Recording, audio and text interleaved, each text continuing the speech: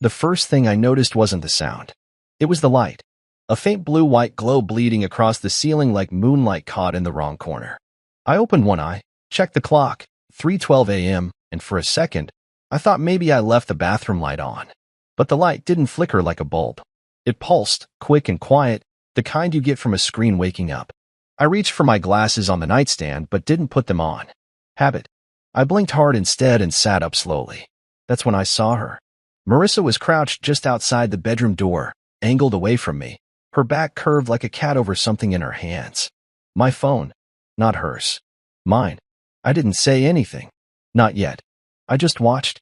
She was too focused to notice me. Her fingers moved like she'd rehearsed the motion 100 times. Tap, swipe, pause, unlock. Even from where I sat, I saw my face flicker on the screen. Facial recognition. Clever. Too clever. My heart beat once, hard enough to rattle my ribs. But I didn't panic. I wasn't wired like that.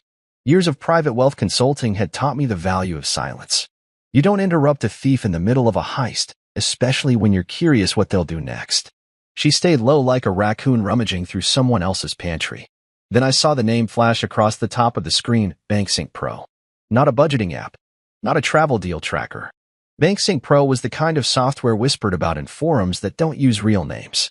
Something used by hedge fund fixers and the kind of people who fly private and file taxes in 3 countries to hide a yacht. And she had just installed it on my phone. Eventually, she stood, walked silently to her side of the bed, and slid in beside me. She didn't know I'd been watching. She didn't know the lock screen flashed just long enough for me to read it. She didn't know I was now wide awake with the pieces falling into place faster than I wanted to admit. She rested her head on her silk pillow, let out a sigh like she'd spent the night dreaming of me instead of robbing me blind. I closed my eyes. Not to sleep, just to think. What exactly did she take?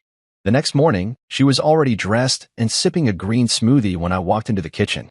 "Hey babe," she said. "You slept so hard. I didn't want to wake you." Her voice was syrupy. Too smooth. She wore her everything's perfect smile, the one she practiced in Instagram reels and bathroom mirrors. "I was out cold," I said, playing along. She leaned over, kissed my cheek. "I'm heading to the spa for a weekend retreat with the girls. I sent you the details in case you need to reach me." "The girls," I repeated with a nod. I didn't ask who. I already knew she wouldn't name them. I didn't press. That's not how you catch someone like Marissa. You let them think they're 10 steps ahead. You let them believe they won. When she left, I sat down at my desk, opened my laptop, and checked my real accounts. All intact. But when I opened the decoy shell fund, the one I created for an offshore audit 2 years ago, my breath caught in my throat. $400,000 gone. $400,000 vanished like it was never real. I let out a single exhale. No panic. No shouting. Just quiet confirmation. So she did it. She actually did it. What Marissa didn't know, what she could never know, is that I had created that shell fund for exactly this scenario. It was a controlled burn. A test account with dummy vendors, looped transactions, and a decoy structure that appeared legitimate to anyone outside the system. I stared at the empty line of zeros and couldn't help myself. I laughed. Really laughed. Because while she thought she'd pulled off the crime of the century, she had no idea she'd just stolen Monopoly money from the man who designed the board game. I texted Camille 2 words. It happened. 5 seconds later, she replied. "Do I activate?" "Yes. All of it." I closed the laptop, leaned back in my chair, and felt the satisfaction settle in my chest like a sunrise over an empty battlefield. This wasn't an accident. This wasn't a surprise. This was a trap I set 3 years ago the moment I realized Marissa stopped looking at me like a husband and started seeing me as an ATM with tailored suits. See, when you manage ultra-high net worth portfolios, you learn one rule above all. Always keep a layer between the truth and the surface. My real money was never on that phone. The real accounts, secured under multi-level authentication, with encrypted keys and offshore guardianship, were untouched. Because I never logged into them from my mobile. Ever. She didn't know that. She thought she was slick, that the facial recognition would give her God-level access. All she did was trip a silent alarm I planted in plain sight. The best part? She'd be back. I knew she would. With a tan, a fake laugh, and probably some new designer bag she couldn't resist flaunting. She'd pretend nothing happened. Or worse, pretend I never noticed. And when she did, that's when the real game would begin. Because she hadn't just stolen money. She'd handed me proof. Proof of intent. Proof of fraud. Proof of betrayal. And soon, she learned that I don't just track wealth, I engineer consequences. I looked out the window, watched the sun hit the skyline, and poured myself a double espresso. She thought she walked off with $400,000.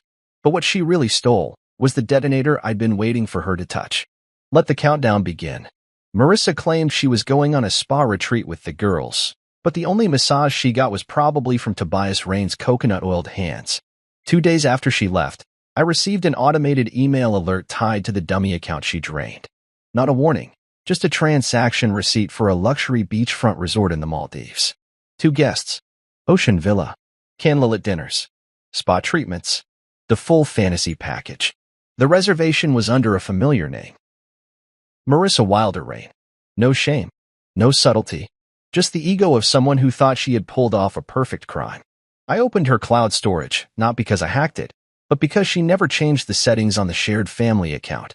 Within minutes, I was scrolling through sun-drenched selfies of her in barely their swimsuits, beach cocktails, infinity pools. And right beside her, like some ripped Greek statue with a protein shake addiction, was Tobias, her so-called personal trainer. His shirtless torso practically had its own zip code. In every photo, he looked like a man on someone else's dime, and he was. In one clip, they toasted champagne glasses. Tobias grinned at her, flexing for the camera, and said, "Earn your escape." She laughed like it was the cleverest thing she'd ever heard. I paused the video there, not out of pain, out of interest. I wanted to remember the exact face she made when she thought I was powerless. I texted Camille again. Target confirmed. Public cloud access open. She responded a few seconds later with a winking emoji and one word, downloading. Camille's not just my assistant.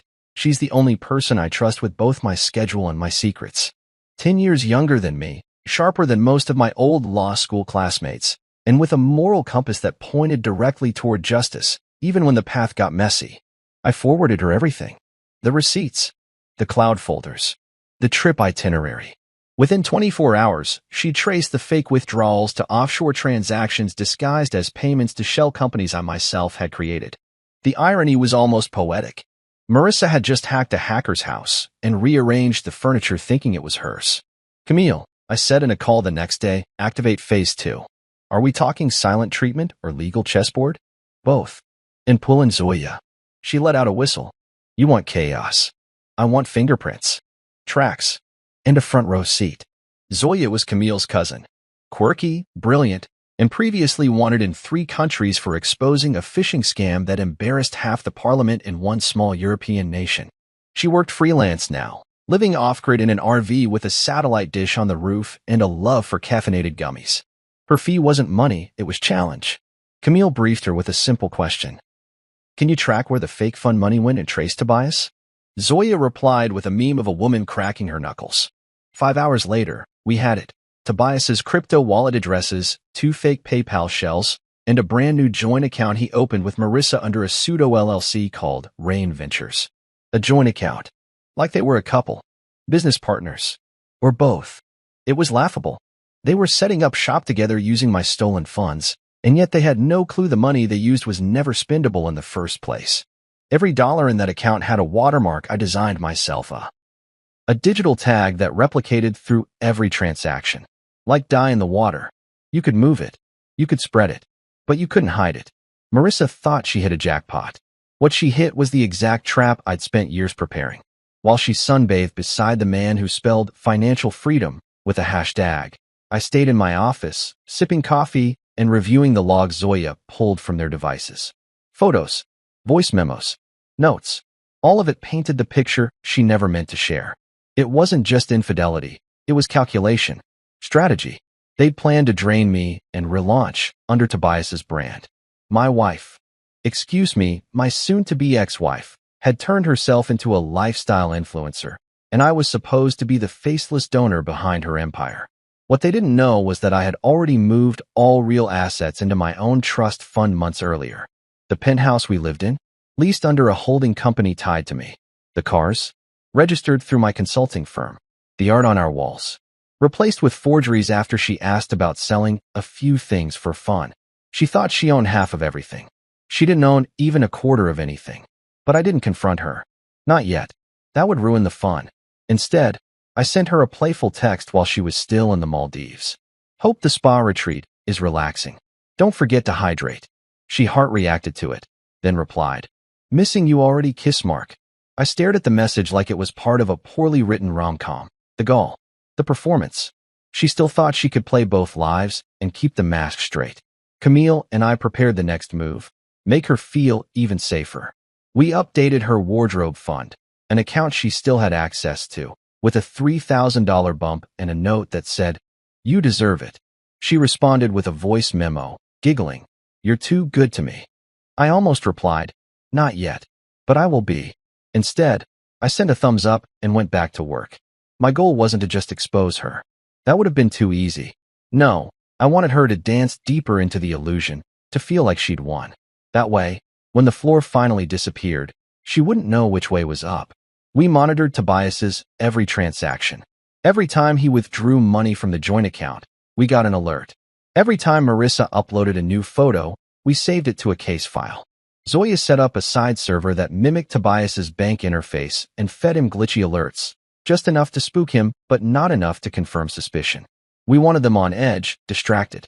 The deeper they fell in love with the money, the faster they'd fall apart when it disappeared. Marissa sent another text a few days later. Thinking of doing a brand shoot when I get back. Any chance you can help me book that rooftop photographer again? I replied, of course. I'll upgrade the package. You'll look amazing. And I meant it. Because what's a better look than a perfectly filtered portrait? Taken just before your world collapses? She didn't know it yet, but she'd already lost everything. The designer bags? Paid with fake gold. The vacation? Funded by bait. The man? Under surveillance. The lies? Cataloged, time-stamped, and about to be played back to her in HD clarity. She was in paradise. And the storm hadn't even started yet. The place was exactly how I remembered it, quiet, isolated, and sunlit in that lazy, half-forgotten way you only find in the corners of memory. I hadn't visited the unit in over 3 years, but I paid the rental in full every January like clockwork. Nobody asked questions when you paid on time. Nobody wondered why a man kept a single briefcase in a storage unit in the middle of nowhere. I parked beside the gate, swiped the old keycard from my wallet, and waited as the rusted metal slid open with a mechanical groan. My heart wasn't racing. It was steady, purposeful, like flipping the breaker on a long-buried generator, something that had slept under the surface for years. The briefcase was exactly where I left it, wrapped in plastic, resting on a metal shelf beneath a faded tarp. I didn't dust it off dramatically like in the movies. No need. This wasn't a moment of nostalgia. It was execution. I pulled the case out, placed it on the fold-out table near the exit, and opened it with a code I still remembered, our wedding anniversary, reversed. Inside were the pieces that would dismantle Marissa's entire illusion. First, the signed authorization forms. Notarized. Time-stamped. These gave me the legal right to freeze and dissolve our joint accounts in the event of financial fraud. Back when we first married, she thought the paperwork was routine. "You're always so formal," she laughed as she signed. I told her it was just a backup. Second, the prenuptial agreement. Marissa had never read past the first 3 pages. She assumed it was a standard, "I get mine, you get yours" type deal. What she missed was the breach clause buried on page 9. It stated that if either party accessed the other's private financial data without explicit permission, they forfeited all shared assets. Combine that with documented infidelity and wire fraud, that prenup became a scalpel. Third, a leather folder containing my private contract with Detective Leon Hart, dated 5 years ago. Leon used to be one of the best private investigators in the city. After he retired, we kept in touch. He consulted for my firm a few times, mostly quiet background work for high-profile divorces. I helped secure his pension through discreet investment advice.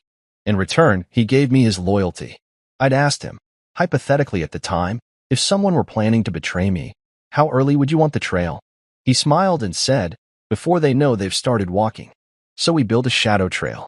Nothing invasive, just logs.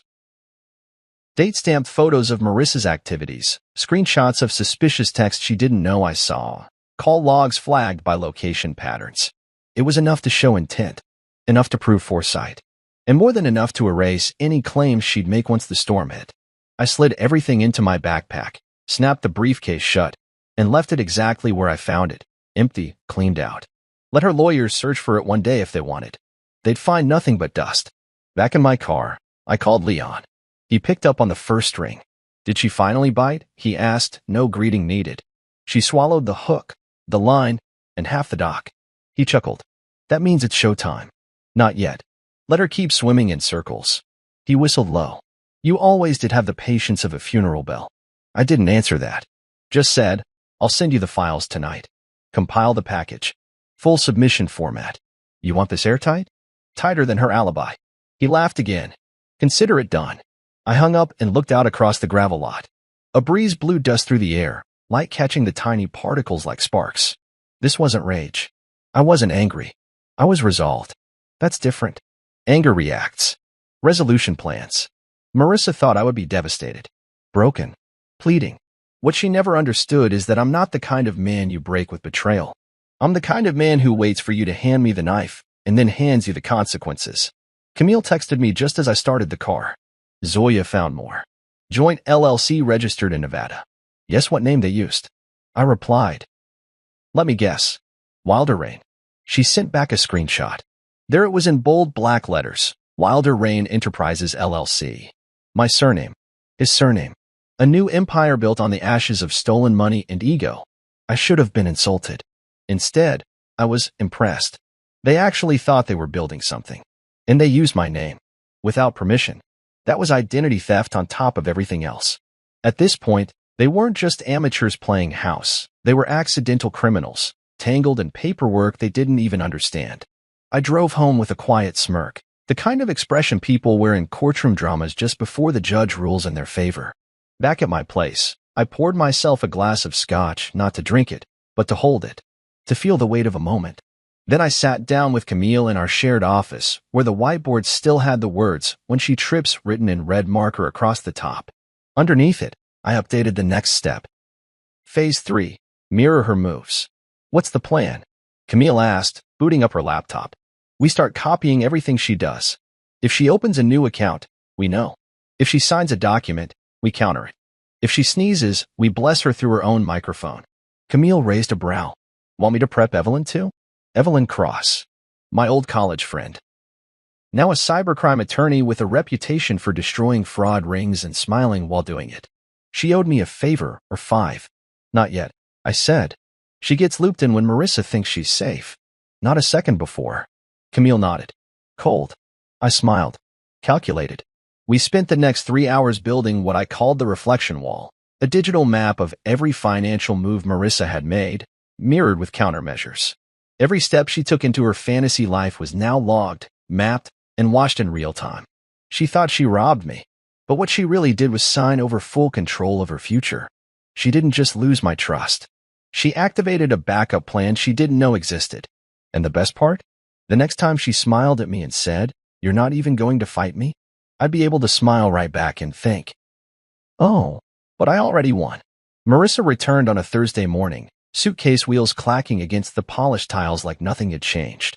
She walked through the front door with a tan, oversized sunglasses, and the kind of smug strut reserved for women who believe they've just pulled off a perfect con.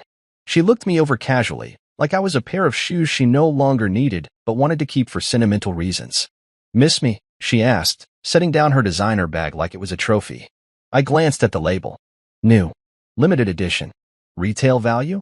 Around $6,000. Paid for with stolen funds, of course. I stood in the kitchen, stirring my coffee. Of course, I replied. How was the spa? She grinned like a teenager getting away with cheating on a test. Transformative, she said. You wouldn't believe how much lighter I feel. She looked around the house, as if checking to make sure I hadn't changed the locks or sold the furniture. She thought I was still asleep, still in the dark. She thought wrong. You look lighter, I said, giving her a slow once-over. You've got that post-crime glow. She didn't even blink. She twirled a strand of hair and leaned against the island. You're in a good mood. I am, I said calmly. I just finalized some investments, Will. That seemed to irritate her. She hated being irrelevant. Marissa needed to be the sun, the axis, the center of the orbit. Indifference bruised her worse than any insult. And so she went on the offensive. You won't even fight me? Not even a little, she asked, pushing away from the counter. What kind of man just lets his wife disappear and come back like nothing happened? I met her eyes. Calm. Steady. The kind of man who thanks you for helping him test his cybersecurity. She frowned. For the first time since she stepped through the door, the confidence cracked. What? I smiled, just enough to unsettle her. BankSync Pro. Solid choice. A little obvious, though. Might want to disable the email receipts next time. She stared at me. I could see the gears grinding, trying to figure out how much I knew and what I was bluffing. I didn't give her the satisfaction of spelling it out. I let the silence work. After a moment, she scoffed and turned toward the stairs. I need a long shower. Take all the time you want, I called out. You're still on vacation, right? She didn't reply. I heard her heels clicking up the stairs and the bathroom door shut a little too hard. I waited exactly 8 seconds before pulling up the security dashboard Camille and I had been using to monitor everything. No surprise, Marissa immediately texted Tobias as soon as she was out of earshot. He's acting weird. Not sure if he knows. Don't say anything. Play it cool. I thought this would be harder. Did he just roll over? Right? Maybe he's just that pathetic. I didn't take the bait. That message alone could have been enough to blow it all wide open. But we were just getting started. The next week was a masterclass in pretending. I acted the role of the clueless husband who just wanted peace. I let her believe she had outsmarted me. I even gave her a new shopping budget. Sent her a digital card with a note. You deserve to feel amazing. I watched her eyes widen when the funds landed in the account. Oh, babe, she purred, slipping her arms around my neck. You're the best. No, I whispered, with a smirk she never noticed. I'm just getting better. What she didn't know was that the card she was using had a geo-tracker. Camille set it up through a shell account we controlled. Every time she swiped it, we got a location ping. Every luxury boutique, every rooftop bar, every shady office where she met Tobias and posed like they were royalty, it all came back to us. Like leaving breadcrumbs in her own betrayal. Meanwhile, Camille and I worked quietly with Zoya, who was having the time of her life dissecting Marissa's digital footprint. Zoya set up a tracker disguised as a photography service confirmation. The moment Marissa opened the email, we gained access to her new email drafts. Yes, even the ones she didn't send. Turns out she was drafting a proposal to launch Wilder Rain Wellness with Tobias. The name again. My name. Stolen and glued onto her fantasy brand like she owned it. But the juiciest file Zoya uncovered? A bank account. Not just any bank account. A joint account Marissa had created with Tobias. Camille forwarded me the screenshots. You seeing this? Rain Enterprises, LLC, I muttered, scrolling. In Nevada. Classic move.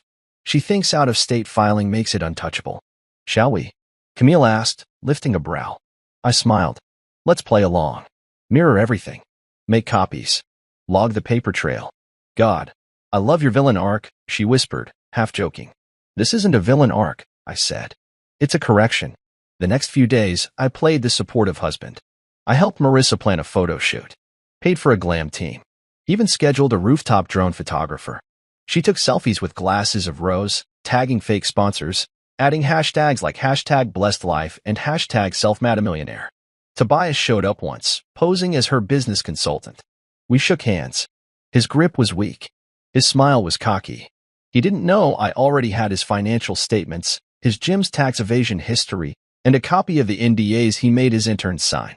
Marissa had picked a man who looked good in a mirror, but folded under the weight of a real plan. And that was the best part. They didn't know they were both being outplayed. Camille was cataloging everything. Zoya was preparing a timeline of digital fraud. Evelyn Cross was already drafting preliminary letters of revocation and forfeiture. All I had to do was stay still long enough for Marissa to keep walking into the fire. The final touch? I booked a weekend retreat for Marissa at a luxury spa, same one she claimed she went last time. This time, I sent her with a fresh new robe, embroidered with Mrs. Rain. She squealed when she saw it. I didn't flinch. She hugged me, gushed about how grateful she was, then kissed my cheek like she hadn't gutted our marriage 2 weeks earlier. As the car pulled away, I turned to Camille. You ready? She grinned. Been ready. Then let's set the table, I said. It's almost time for dinner. Because the next move wouldn't be about money. It would be about exposure. And I wanted her to be well-fed and well-dressed when it all came crashing down. The night of the dinner, I chose the rooftop venue carefully, somewhere sleek, romantic, and high enough that the fall would feel metaphorical. Marissa thought we were meeting to talk things through. a subtle phrase she used when she wanted to test how much she still controlled.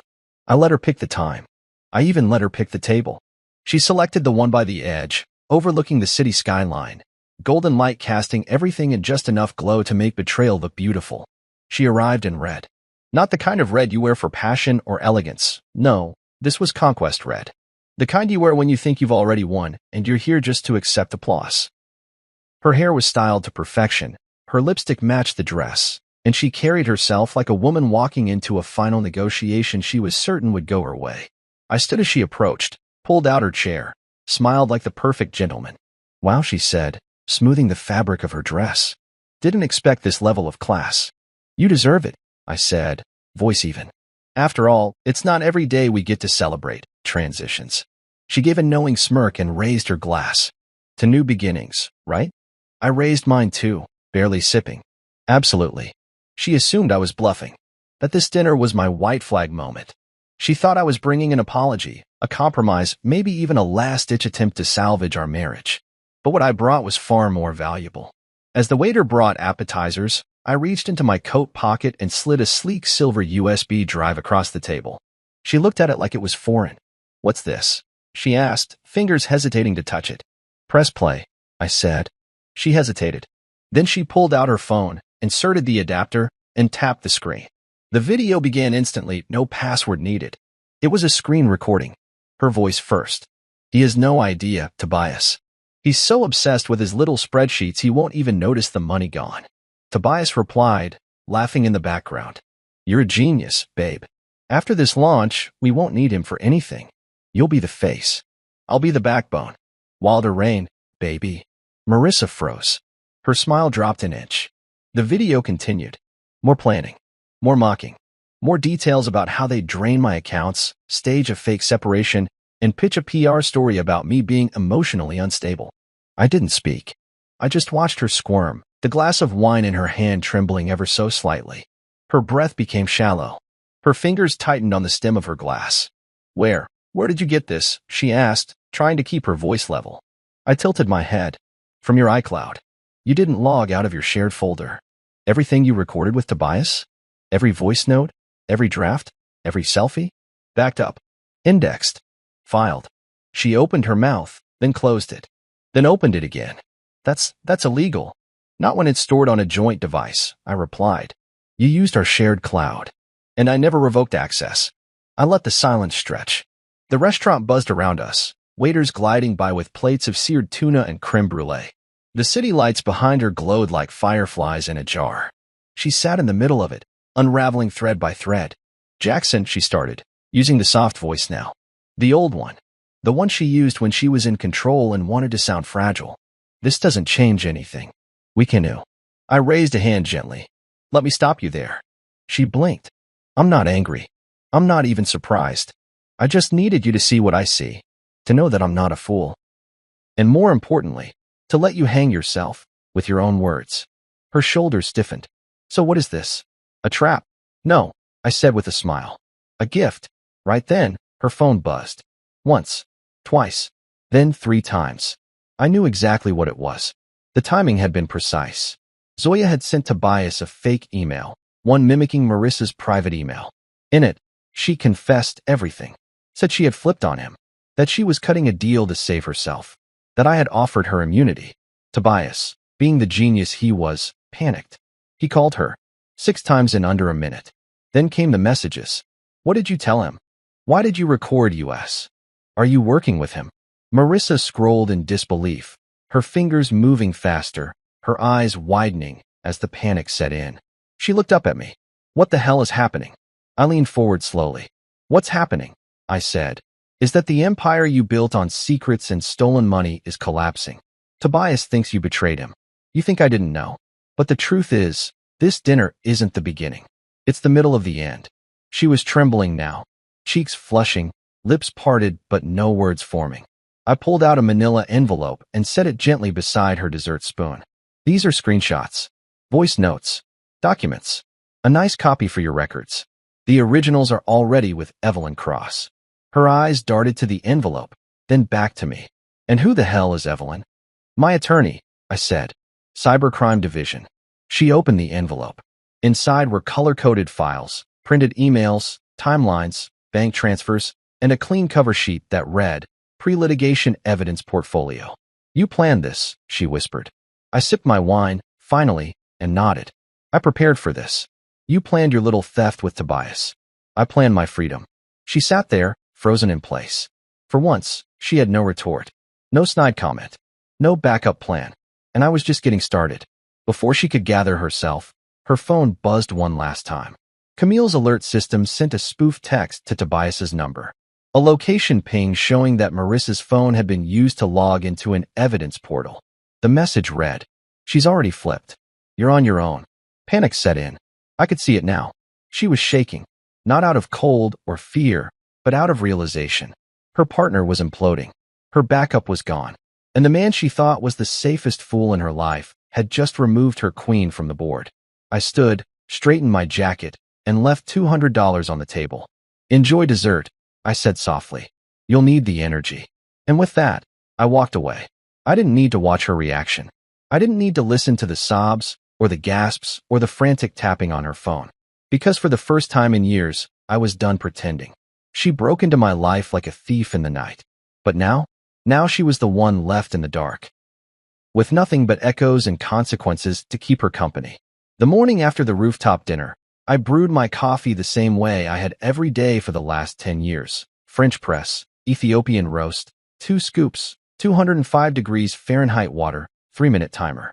Same rhythm, same scent, but everything else, it had changed. I took my mug out to the balcony and watched the sun rise over the skyline. Below, the city was already humming. Birds circled, cars murmured, lives began. I wondered what Marissa was doing at that very moment. Still scrambling to call Tobias? Desperately trying to figure out which way the floor had gone. I took a sip and smiled. The truth was simple.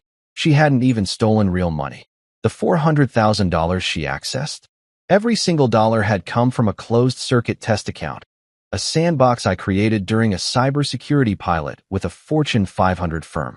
It was a dummy vault, intentionally loaded with live-looking funds, designed to track breach behavior across shadow devices. A decoy, a trap, a digital tripwire, all wrapped up with flashy UI and cleverly faked statements that mirrored my actual portfolio. I used it to test client vulnerabilities.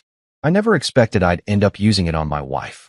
The entire thing was constructed years ago, when Marissa first asked about opening a joint account for big dreams. Something in her eyes that day, a flicker of calculation, maybe greed, told me to prepare. I smiled, nodded, and built the fund. I even created fake offshore transactions, dummy vendors, and rotating wire trails just in case someone ever decided to get bold. And boy, did she. I looked back at my laptop, where Camille had already pulled up the post-dinner activity logs. The USB I gave Marissa didn't just contain recordings, it had a tracker. Zoya embedded it with a silent keylogger and GPS beacon. From the moment she plugged it into her phone, we watched her every move. After I walked out on her last night, she didn't even go home. She went straight to a hotel. A nice one. The kind you book with someone else's credit. Tobias wasn't there. Of course he wasn't. Zoya's spoof alert did exactly what it was supposed to. Tobias now believed Marissa had flipped on him. When he saw the fake evidence portal login under her IP, he panicked, withdrew $15,000 from their joint LLC account, and ghosted her within the hour. Poetic, really. You conspire with a snake, you eventually get bit. Even if you're wearing heels and $1,000 perfume. Camille entered the office quietly, holding a folder. She dropped it on my desk. This just came from Evelyn, she said. We're greenlit. I opened it. Inside, a full breakdown of legal steps already underway. Evelyn Cross didn't just specialize in cybercrime, she was ruthless. The prenup was now fully activated under Clause 8C, the one Marissa had laughed off when I showed it to her years ago. She thought I was being overly cautious. What am I going to do? Hack your accounts, she joked. And I had smiled back, lying only with my tone.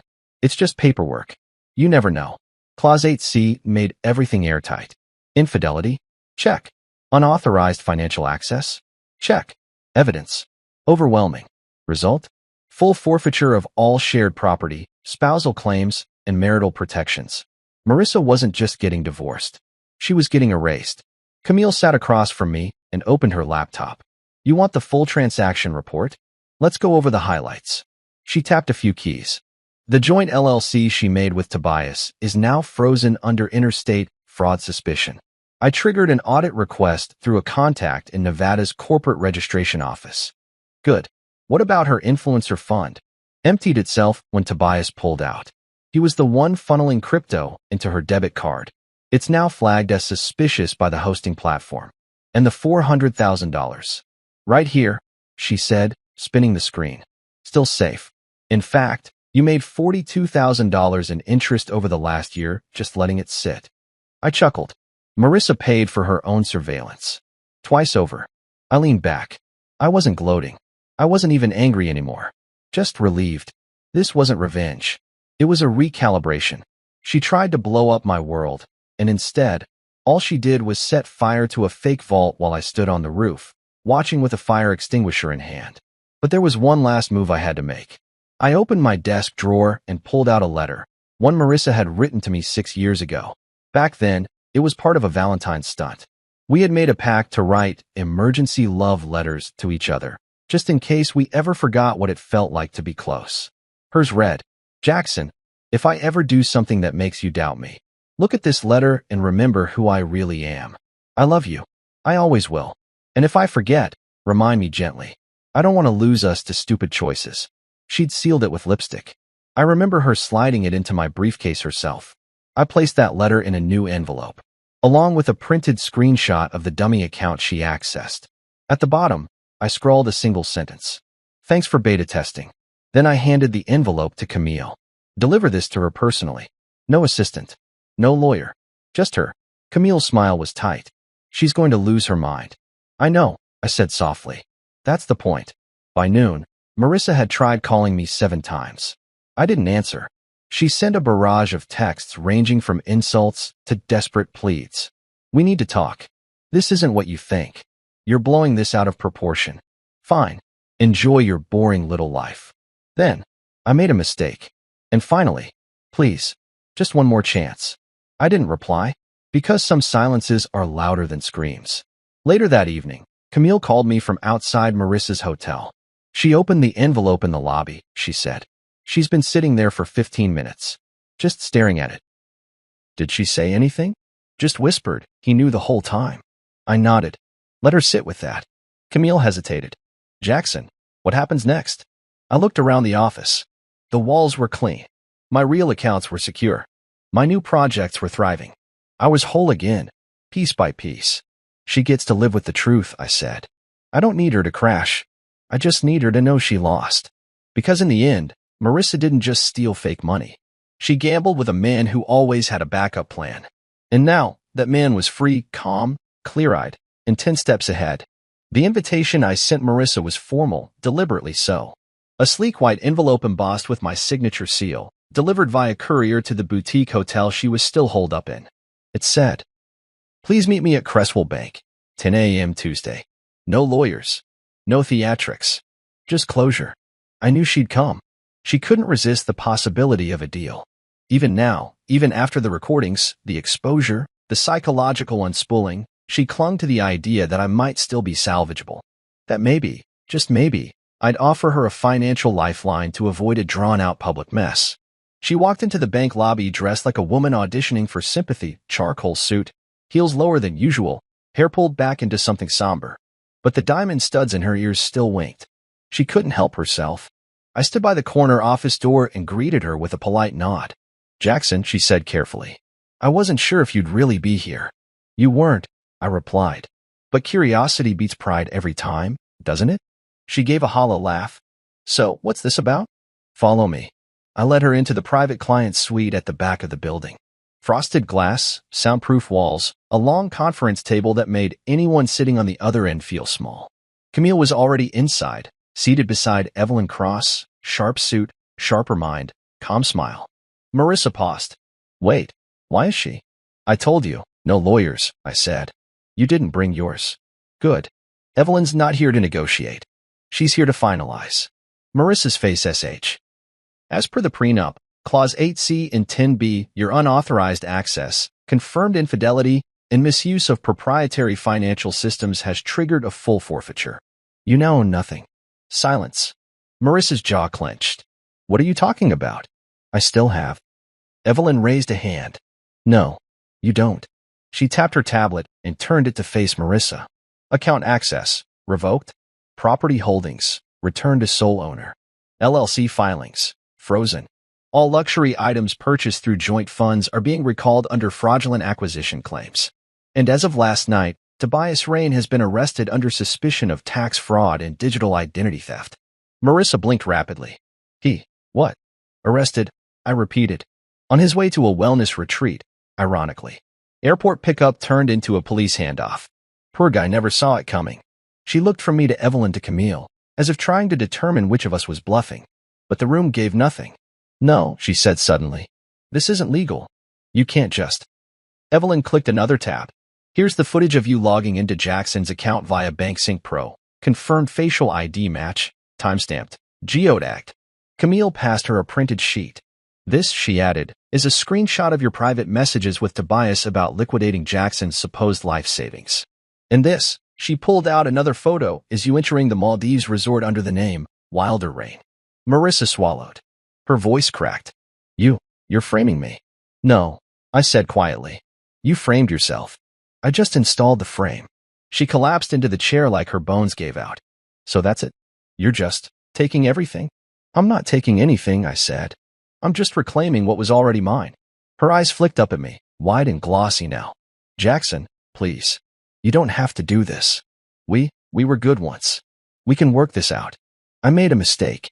That, I replied, is the first true thing you've said in months. She stood up sharply, knocking over her chair. This is revenge.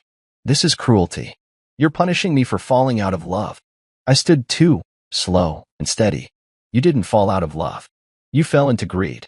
You broke into my vault, stole a fake fortune, and used it to build a fantasy life with a man who can't spell fiduciary. Evelyn, cool as ice, slid the final document across the table. Sign here to acknowledge receipt of the dissolution documents and transfer confirmations. Marissa stared at the page. I have nothing. No, I corrected gently. You have clarity, and that's worth more than any of the money you tried to take. She didn't sign it. Not then. She just stormed out, heels clicking hard against the marble floors. I watched her go. Camille exhaled. You okay? I nodded. I'm free. 3 hours later, I was back at my office. Sunlight streamed through the tall windows. My inbox was quiet. No more fraud alerts. No more hidden transfers. Just peace. I went through each folder Evelyn prepared, cross-checking everything. She'd been meticulous. Even Marissa's attempt to transfer designer assets, watches, handbags, jewelry, had been intercepted. Every piece was now flagged for seizure or return through our fraud recovery program. Later that evening, Camille brought in 2 glasses of wine and sat across from me on the couch. You didn't flinch once today, she said. I stopped flinching when I stopped hoping she'd change. We clinked glasses. So, what's next? She asked. Vacation? New car? Pet eagle? I laughed. Nothing flashy. She raised an eyebrow. Come on. You just pulled off the most elegant takedown I've ever seen. I thought for a moment, then leaned forward. I'm thinking we start something real. Something that lasts. You, me, Evelyn, maybe even Zoya. A digital defense nonprofit. Teach people how to protect their assets. How to spot scams before they happen. How to build backups before betrayal ever knocks. Camille grinned. Like a fortress. Exactly, I said. Fortify futures. That's the name. She raised her glass again. To futures no one can steal. And I smiled. Because revenge wasn't the point. Freedom was. And I had just taken mine back, brick by brick, line by line, move by silent move. She was gone by sundown. That evening, after the bank meeting, Marissa packed what little she still believed was hers, 3 suitcases, a clutch of makeup bags, and a pair of heels that wouldn't walk her into another future like the one she tried to steal. No dramatic exit. No parting shot. Just silence and the quiet click of the door behind her. I didn't watch her leave. I didn't need to. Instead, I sat at my desk with the quiet buzz of the security system confirming every lock she no longer had codes to. The moment the car pulled away, Camille reset every password and digital token tied to our accounts. Wi-Fi networks, cloud backups, insurance access, door sensors, even the espresso machine. Clean. Clear. Absolute. I wasn't rebuilding. I was refortifying. The very next morning, the first stone in the new wall went up, legally and symbolically. A court order finalized the revocation of all marital claim, and Marissa's name was officially removed from every title and document. Not a house. Not a fund. Not even the monogrammed robe I'd let her take to the spa was truly hers anymore. I let her keep it, though. A souvenir of the empire she helped try to burn down, only to realize it was fireproof. Of course, she didn't go quietly. She never did. Her weapon of choice this time? Social media. Her posts began slowly. Carefully curated snapshots of herself standing alone on balconies, paired with vague captions.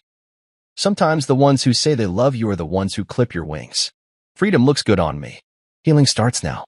Don't let anyone make you feel small in their shadow. The comments flooded in. Supporters. Sympathizers. Followers with no idea they were cheering for a con artist who tried to rob her husband blind. Then the real lies began. She accused me publicly of being financially abusive, of isolating her from joint funds, of emotionally manipulating her for years. Classic tactic. Turn the victim into the villain. And in a world that rewards polished pain, Marissa knew how to cry in filters and still sell a brand. But what she didn't know was that everything she posted, intercepted. Zoya had quietly embedded her new influencer website with a ghost mirror script. Every image she uploaded, every caption she drafted, even those she didn't publish, were archived and indexed. More importantly, they were being sent in real time to someone else. Her mother. A woman who had always defended Marissa as misunderstood, someone who told me for years to be patient with her dreams. That changed the moment she read the screenshots. Photos of Marissa and Tobias toasting defraud. Voice notes laughing about how Jackson probably thinks this is a phase. The fake charity pitch. The forged invoice. The cocktail pic with the caption. Stole his password. Stole his money. Might steal his last name. That one did it. Her mother called me in tears. I didn't raise her for this, she whispered. I didn't know. I thought she just needed space. You gave her space, I said. She filled it with betrayal. She didn't call back again. And that silence was louder than any headline. By the end of the week, Camille had begun issuing public clarifications through Fortify Futures. No direct names. No legal breaches. Just powerful cautionary posts like, protect your finances, even from people who claim to love you. Fraud can wear red lipstick and call you baby. Backups aren't paranoia. They're armor. We didn't need to mention Marissa. The truth already had her fingerprints. The best part? The court had awarded me full digital reclamation rights. That meant every single post Marissa made using business accounts tied to our marriage was under audit. Every ad revenue stream. Every influencer check from brands that thought they were hiring a strong, liberated woman instead of a serial fabricator was being flagged for potential chargebacks. She didn't just lose her lifestyle. She lost her image. Meanwhile, I was working, building. The office, once just my quiet consultancy, was being reborn. Fortify Futures was expanding. Evelyn took over legal protocols. Camille became chief operations. Zoya designed our entire digital fortress, complete with training modules, client alert systems, and privacy consultation kits. We started helping people. Real people. A retired teacher whose ex-husband drained her pension. A young woman whose boyfriend convinced her to merge accounts, then vanished with $38,000. A father whose teenage daughter was being blackmailed through a gaming app. Each case, we handled discreetly, surgically. We didn't just protect, we educated. It felt, right? It felt like purpose. One afternoon, as I wrapped up a call with a client from Toronto, Camille entered the room holding a tablet. She's live, she said. I raised an eyebrow. Marissa? Camille nodded. Live streaming a healing session. Crying. Dramatic music. Said you were a ghost who haunted her marriage. I sipped my tea. How many viewers? About 200. Mostly strangers and fan accounts. Let them watch, I said. Let them hear her side. That's the thing about liars. They overperform. Camille smirked. Want me to flag it? No, I said. Let her keep talking. Because what Marissa didn't understand, and probably never would, was that I no longer needed to prove anything. Not to her. Not to the world. The people who mattered saw the truth, and the ones who didn't? They weren't worth convincing. I walked to the glass window and looked out at the skyline. My city. My story. Behind me, Camille asked. Do you think she'll ever stop? No, I said. But that's not my problem anymore. She paused. So what is? I turned, smiled, and tapped the Fortify Futures logo on the wall, making sure no one else falls for a woman like Marissa Wilder. And we both laughed, softly, knowingly, not cruelly, because healing, when it's real, doesn't come with noise. It comes with clarity. It comes with peace. And it comes when you finally realize the fortress wasn't built to keep people out. It was built to remind you never to let the wrong ones back in. It was a quiet Wednesday morning when she showed up. No appointment. No warning. Just her name scribbled by the receptionist on a post-it note and handed to Camille, who walked into my office holding it between two fingers like it was dipped in poison. She's here, Camille said simply. Downstairs. In person. I didn't have to ask who. I just closed my laptop, leaned back in my chair, and stared at the ceiling for a long moment. Send her up? I said. Camille narrowed her eyes. Are you sure? She came here for something. Let's hear what. 5 minutes later, the door opened slowly. And there she was, Marissa Wilder, in the flesh, no longer glowing, no longer polished. Her hair wasn't done. She wore sunglasses, but not the designer kind she flaunted in Maldives selfies. Her clothes were dark, plain, oversized. The woman who used to walk like she owned every room now stepped in like she might be asked to leave at any moment. Jackson, she said softly, pulling her sunglasses down. Her eyes were red. Not the crying for sympathy red, but the kind you get after days of not sleeping. Please, I just need 10 minutes. I nodded once, motioned to the chair across from mine. She sat slowly, like her bones hurt. We looked at each other. There was no greeting, no civility left to pretend with. Just the strange silence of two people who had once shared a bed and were now separated by everything that had ever mattered. You planned this, she said, her voice barely above a whisper. I prepared for it, I replied. She gave a small, humorless laugh. You always were, meticulous. I didn't respond. I let her talk. I made mistakes, she said. I got lost. Tobias it wasn't what I thought it would be. And when everything started unraveling, when you exposed us, I kept waiting for the anger, the shouting, the drama. I tilted my head. Disappointed I didn't give you a scene? She shook her head slowly. No. I think that's what scared me the most. You didn't fight. You didn't yell. You just vanished from the version of you I knew. I didn't vanish, I said. I just stopped pretending. There it was again. That small flinch. Like the truth had physical weight. I thought you were weak, she admitted, voice cracking. I thought you were too passive, too quiet. I thought I could reshape my life and come back to you when I felt like it. I leaned forward, hands clasped. And now, she looked away. Now I realize I didn't understand you at all. You were never weak. You were watching, waiting. You let me walk into every trap you laid, and I did it smiling. There was no pride in her voice, just haunted recognition. I wanted to say I'm sorry, she said. Even if it doesn't matter. I studied her for a long time. Her posture, her breath, her hands. She wasn't lying. Not this time. The performance had dropped. But that didn't mean she deserved forgiveness.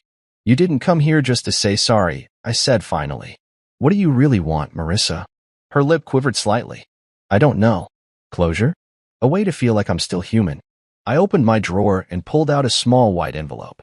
Inside was a single printed page. I handed it to her. She opened it slowly. At the top was a screenshot of the fake account she drained, the sandbox with the $400,000 she thought she'd stolen. Below it was a bold caption, typed in plain font. Thanks for beta testing. She stared at it. Her hands began to shake. You knew all along, she whispered. I nodded. You let me. I mean, the whole time, the money wasn't even. No, Marissa, I said calmly. It wasn't. And that's what you never understood. You weren't stealing from a man. You were trespassing in a system I designed to watch people like you.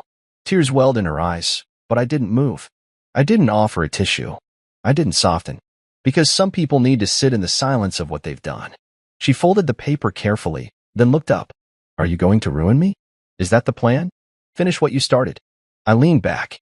I don't need to ruin you. You did that yourself. All I did was stop saving you. She blinked.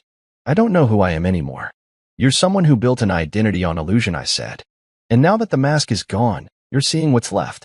She sat still for a moment longer. Then she stood. I don't expect your forgiveness, she said. And I won't ask for a second chance. But I do want you to know that. I regret it. All of it. Not just what I lost. What I broke. I nodded once. She walked to the door, paused, and turned back. You were the real thing, Jackson. The safest place I never knew how to stay in. I didn't reply. And then she left. No slamming. No tears. Just footsteps fading down the hall. After she was gone, Camille walked in. I watched from the camera, she said. Want me to delete the recording? No, I said. Keep it. Label it. The visit. Camille sat beside me. You handled it well. I wasn't trying to win, I said. I just needed her to know I wasn't bluffing. Camille smiled. You weren't. We sat in silence for a few minutes, watching the light move across the walls. Outside, the city moved on. Inside, I felt lighter. Not victorious. Not angry. Just free. I didn't need closure from Marissa. I'd already closed the chapter. What she gave me was just the punctuation mark. A final, whispered admission from the woman who once believed she could walk through fire without ever getting burned. And now? Now she'd live with the knowledge that I had seen her coming and still let her walk in. Because some lessons aren't taught with rage or revenge. They're taught with restraint and silence. The last transfer I ever made was exactly $1. It wasn't an accident. It wasn't a technical error. It was deliberate, a single symbolic gesture, sent to an account that no longer moved, that had been frozen under fraud watch and stripped of any meaningful function. The account still had her name on it. Marissa Wilder. The same woman who once toasted to my boring old passwords over a stolen cocktail in the Maldives. The same woman who called me forgettable while planning my financial erasure. She still had access to the email tied to it. So I knew she'd see the transfer. It read, Transfer complete. $1. Memo for the memories. Consider it interest. I stared at the screen for a moment, watching the small green confirmation tick appear, then closed the tab. It was finished. Not just the revenge. Not just the takedown. But the entire cycle of her. The noise. The calculation. The manipulation disguised as intimacy. The collapse she engineered while smiling over my coffee and wearing my last name. Now, she was outside it all. Watching. Powerless. And I had built something untouchable. Fortify Futures was thriving. We started with 10 clients. Then 50. Then we passed 100. A quiet nonprofit led by people who understood what it meant to be betrayed, where you felt safest at home, in marriage, in trust. Camille became my official partner. Not just in operations, but in something gentler too. We never announced anything. We didn't need to. We built this empire together, one encrypted layer at a time. And the strength of it wasn't just in firewalls or legal clauses. It was in knowing we didn't have to look over our shoulders anymore. Zoya ran the cybersecurity division. Evelyn handled legal. And we partnered with community banks to teach financial defense to women exiting toxic relationships, men recovering from manipulation, even small businesses recovering from internal embezzlement. It wasn't flashy, but it was real. One night, after hosting a workshop on digital hygiene for newly divorced clients, I walked through our headquarters alone, lights low, screens humming.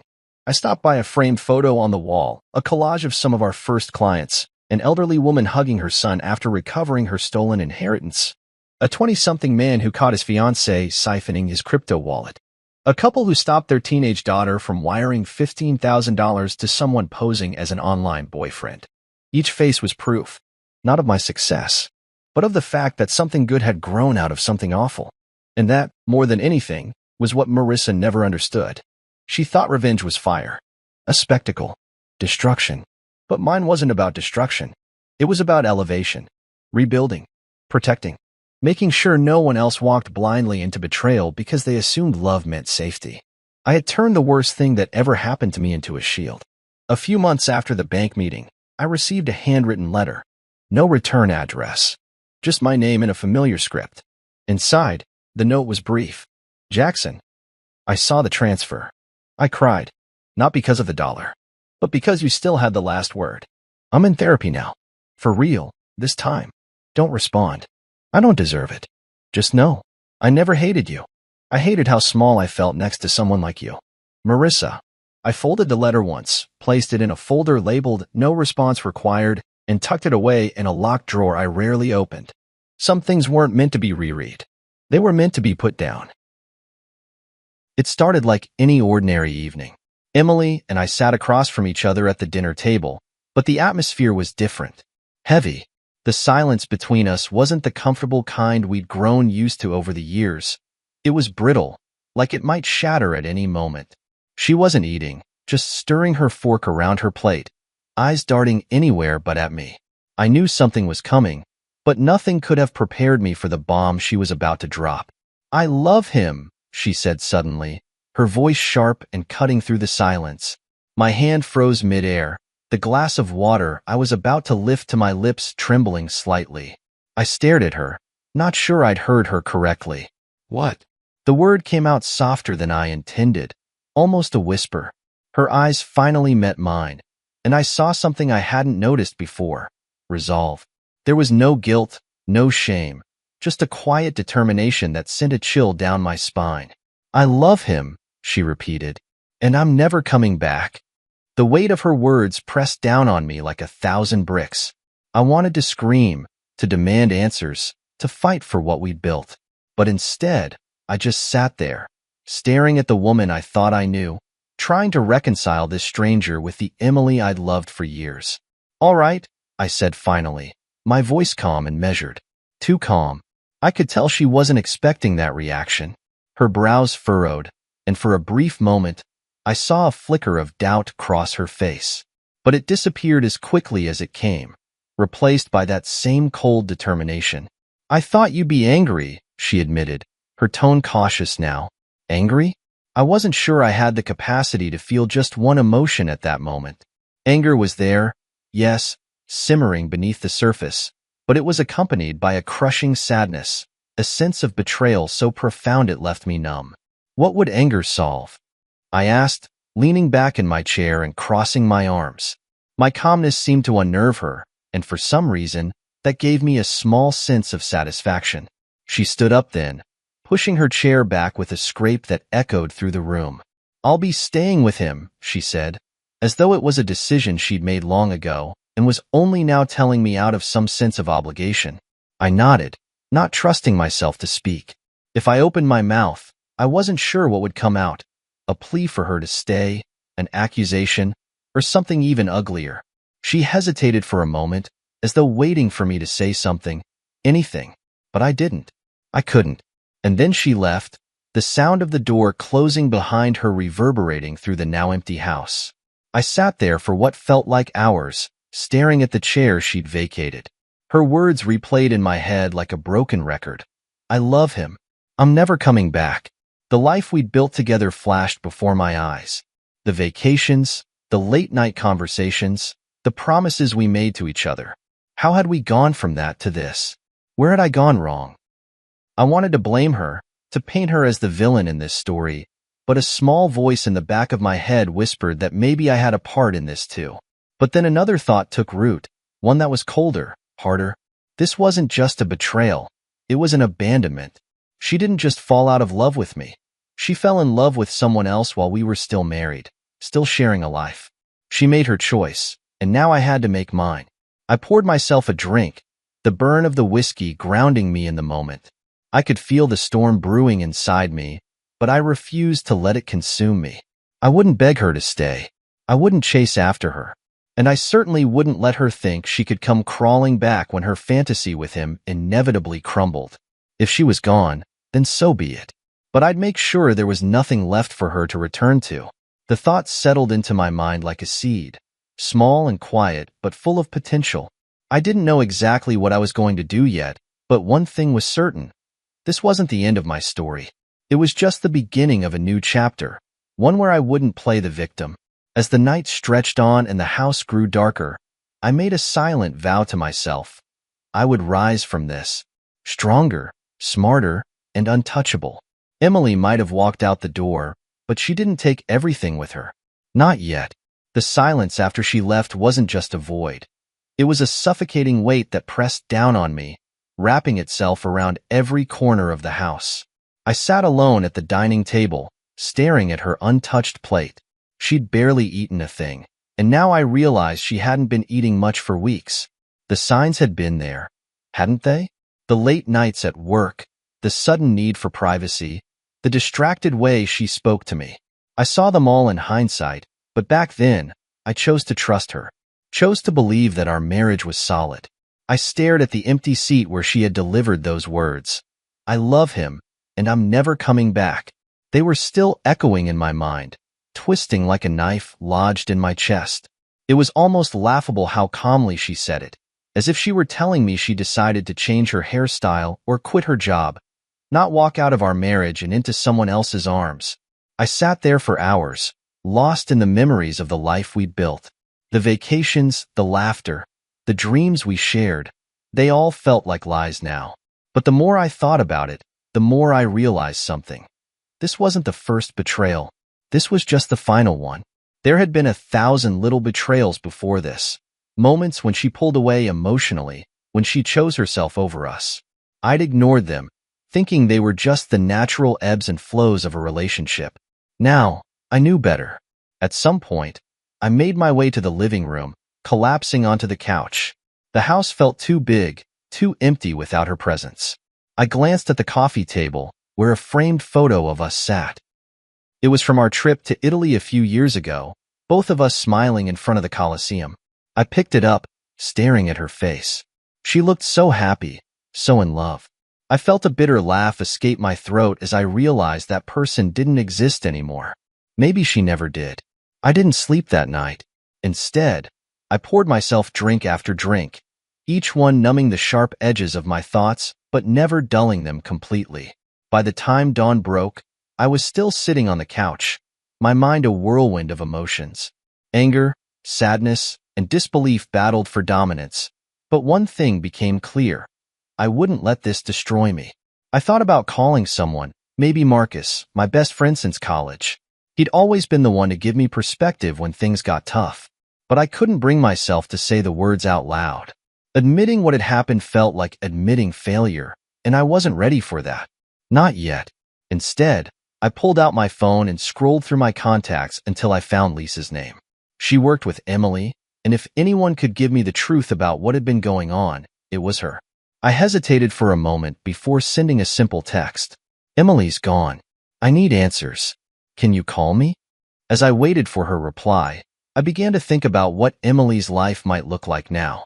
Was she with him already? Were they laughing at my expense, celebrating their freedom? The thought made my stomach churn, but it also ignited a spark of something else. Resolve. She thought she could leave me, walk away from everything we built, and still keep her safety net intact. She thought she could waltz back in if things with him didn't work out, but she was wrong. I grabbed a notebook and pen from the side table, flipping it open to a blank page. It was time to make a plan. I didn't know all the details yet, but I knew one thing for certain. I wasn't going to let her win. As the morning sun filtered through the blinds, I began to write. Each word, each idea, felt like reclaiming a piece of myself. This wasn't just about Emily anymore. It was about me. About taking control of my life and ensuring that when she realized her mistake, there would be nothing left for her to return to. The storm was coming, but I was ready to face it. The first thing I realized after Emily left was that I couldn't allow myself to spiral into despair. It wasn't in my nature to be the man who just lies down and lets life trample him. I had to act. I had to move forward. The silence of the house was overwhelming, but in that silence, I found clarity. The more I thought about her words, I love him, and I'm never coming back, the more determined I became. She thought she had one. She thought she could waltz into a new life with him, leaving me to pick up the pieces. No, I wasn't going to let that happen. The first step was the finances. Emily always liked to think she was the savvy one when it came to money, but in truth, I'd been the one managing our accounts all along. She had access to them, of course, but I was the one who knew every detail, where the savings were, how much was in each account, and which assets were in whose name. Sitting down at my laptop, I logged into our joint account. It was as much hers as it was mine, but that no longer felt fair. She'd forfeited her claim the moment she chose him over us. My fingers hovered over the keyboard for a moment before I started transferring the bulk of the funds into my personal account. The number in the joint account dwindled rapidly until only a token amount remained. Was it petty? Maybe. But this wasn't about being petty. It was about protecting myself. Emily had already shown me what she was capable of. I wasn't going to leave myself vulnerable to whatever schemes she and her new man might dream up. When the transfers were complete, I leaned back in my chair, feeling a small sense of satisfaction for the first time since she'd left. It wasn't much, but it was a start. The next step was the credit cards. Emily had a few in her name, but we also had a joint card that I knew she used frequently. I called the bank and canceled it, ensuring she be cut off from that source of spending. "Can I ask why you're canceling?" the representative asked. "Let's just say I don't want to finance someone else's happiness," I replied, my tone sharper than I intended. With the finances taken care of, I turned my attention to our assets. We owned a house, a car, and a few investments. The house was the biggest piece of the puzzle, and I knew I'd need to act quickly if I wanted to reclaim it before she tried to stake her claim. I called Marcus, my best friend and a financial advisor. If anyone could help me navigate this, it was him. "She's gone," I told him bluntly when he answered. There was a pause on the other end of the line. "Gone?" he repeated. "She left," I explained, "for someone else. And I'm not going to let her walk away with what we built together." "Damn," Marcus muttered. "I'm sorry, man. What do you need from me?" "Help me secure the house," I said. "I want it in my name only. She can have the memories, just not the property." Marcus hesitated for a moment before agreeing. "All right," he said. "But you're sure about this? Once you do it, there's no going back." "There's nothing to go back to," I replied. Hanging up the phone, I felt the weight of my decisions settling over me. This wasn't just about protecting myself, it was about making a statement. Emily thought she could leave me behind and still keep her safety net intact. She thought I'd wait for her, that I'd be here when she realized her mistake. But I wasn't going to be that man. By the time I finished securing the finances and starting the process to take full ownership of the house, it was well past midnight. I sat back in my chair, staring out the window at the dark street outside. For the first time since she left, I felt like I was in control. This was only the beginning. She might think she's starting a new life, but she had no idea what was coming. One thing was certain. When she finally looked back, she wouldn't find me standing there, waiting for her. She'd find nothing at all. The house felt different after Emily left. Emptier, colder. Every room echoed with memories I didn't want to relive. Her laughter, her perfume, the way she always left a mug half full on the counter. It was all still here, haunting me like a ghost. I couldn't live like this, surrounded by the remnants of someone who had chosen someone else over me. So, I began erasing her. It started in the bedroom. I opened her closet, a place I hadn't dared to venture since she walked out. Her clothes still hung neatly, each one a reminder of a shared life that was now shattered. My fingers brushed over a silk blouse she loved, and for a moment, I hesitated. But then her words rang in my ears. "I love him, and I'm never coming back." The hesitation vanished, replaced by a cold determination. I grabbed a large trash bag and began pulling her clothes off the hangers, one by one. Each piece felt like shedding a layer of the pain she'd left behind. The dresses she wore to our date nights, the sweaters I'd bought her for Christmas, all of it went into the bag. When the closet was empty, I stood back and felt a strange sense of satisfaction. Next were the drawers. Jewelry, scarves, her ridiculous collection of scented candles. It all went into the bag. There was no sentimentality left in me. These things were hers, not ours, and they had no place in my life anymore. As I worked, I found little things I hadn't noticed before. A receipt from a restaurant I'd never been to, dated just a few weeks ago. A small tube of lipstick I didn't recognize. These weren't just her belongings. They were pieces of a life she'd been living without me. My chest tightened, anger bubbling beneath the surface, but I pushed it down. There was no point in dwelling on it now. She was gone, and this was just confirmation that she'd been leaving long before she said the words out loud.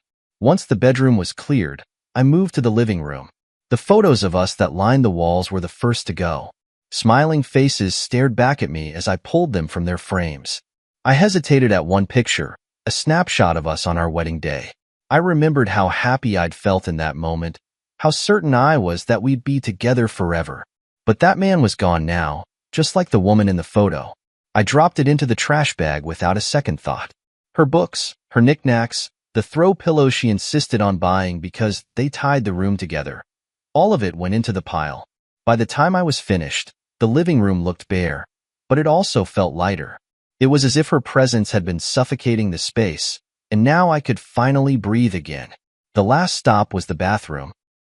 Her toiletries were still lined up on the counter, the bottles and jars a reminder of the woman who used to stand there every morning, getting ready for her day. I swept them into another bag without pausing, the clatter of glass and plastic echoing through the room. By the time I was done, the house no longer felt like hers. It didn't feel like ours either, but that was okay. It was a blank slate now, and I needed that.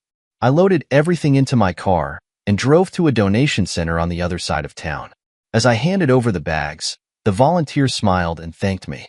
She had no idea what she was taking from me, or what I was leaving behind. When I got home, I poured myself a drink and stood in the middle of the now empty living room. The walls were bare, the shelves empty, but for the first time in days, I didn't feel overwhelmed. This was my space now, free of her shadow. I knew this was just one step in a long process, but it felt significant. Emily had left, and now her things were gone too. She'd walked away from our life, and I was making sure there was no trace of her to come back to. It wasn't about revenge. It wasn't about anger. It was about survival. She had made her choice, and now I was making mine. Erasing her presence from the house wasn't just a physical act. It was symbolic. It was the first real step toward reclaiming my life. And as I stood there in the quiet, I felt a flicker of hope that maybe, just maybe, I could build something better from the ashes she left behind. The house had always been the heart of our life together. It was where we celebrated anniversaries, hosted family dinners, and spent lazy Sunday afternoons. Every corner held a memory. Every creak of the floorboards reminded me of the moments we shared. But now, with Emily gone, it felt more like a tomb than a home. I couldn't stay there. Not like this. Not surrounded by the ghosts of a life that no longer existed. It was time to let go. It was time to sell the dream. I knew Emily had always been attached to the house. It wasn't just a building. It was a symbol of everything she'd wanted. We designed it together, picked out the furniture, made decisions on every little detail. She had poured her heart into it. But that was before she chose him. Now, it felt like a prison. The first thing I did was call the realtor. "I'm ready to list it," I told him, my voice steady. He didn't ask any questions, which I appreciated. He just agreed to meet the next day. When I walked through the house, it felt strangely empty, like a shell. The furniture was still in place. The family photos still hung on the walls. I walked through the rooms, taking stock of everything I would have to change before listing it. The house needed a facelift. No one would want to buy a house full of memories that didn't belong to them. I called a contractor friend, David, and asked him to come over. "I need to make this place feel fresh, neutral," I explained. "You know, get rid of any personal touches." David was over in a few hours, and we walked through the house together. He made a list of repairs, changes, and improvements. "New paint on the walls," he said. "Maybe switch out some of these old fixtures. A few minor fixes here and there, and this place will be ready to sell." It felt like I was erasing more of our life with every decision. The curtains she'd picked out, the colors she loved, the furniture that had once made this house feel like home. None of it would be here much longer. I told myself it was necessary, that it was the right thing to do. But there was a part of me that hesitated. I remembered when we first moved in, how excited we'd both been. We'd stood in the empty rooms, imagining what our life would look like here, our future unfolding in the walls of this house. Those dreams had been shattered, replaced by the harsh reality of her departure. And now, all of it had to go. Over the next few days, the house transformed. The walls were painted a neutral beige, the furniture was rearranged, and the personal touches, her books, her artwork, the little knickknacks she'd picked up from our travels, were gone. The place was starting to feel like a show home, a blank canvas for someone else to imagine their future. I wasn't ready to say goodbye, not completely, but I knew it was necessary. If I held on to this house, it would only keep me anchored to a past that Emily had already moved on from. I couldn't afford to be stuck in the past any longer. When the house was finally ready, I called the realtor back and arranged for the first showing. The moment he stepped into the house, I felt a strange sense of detachment. This wasn't my home anymore. I was just a visitor, preparing to hand it over to someone else. Looks great, the realtor said, walking through the rooms. We'll have no trouble getting this sold. I nodded but didn't speak. It felt surreal, watching him walk through the house like it was just another property to sell, just another listing.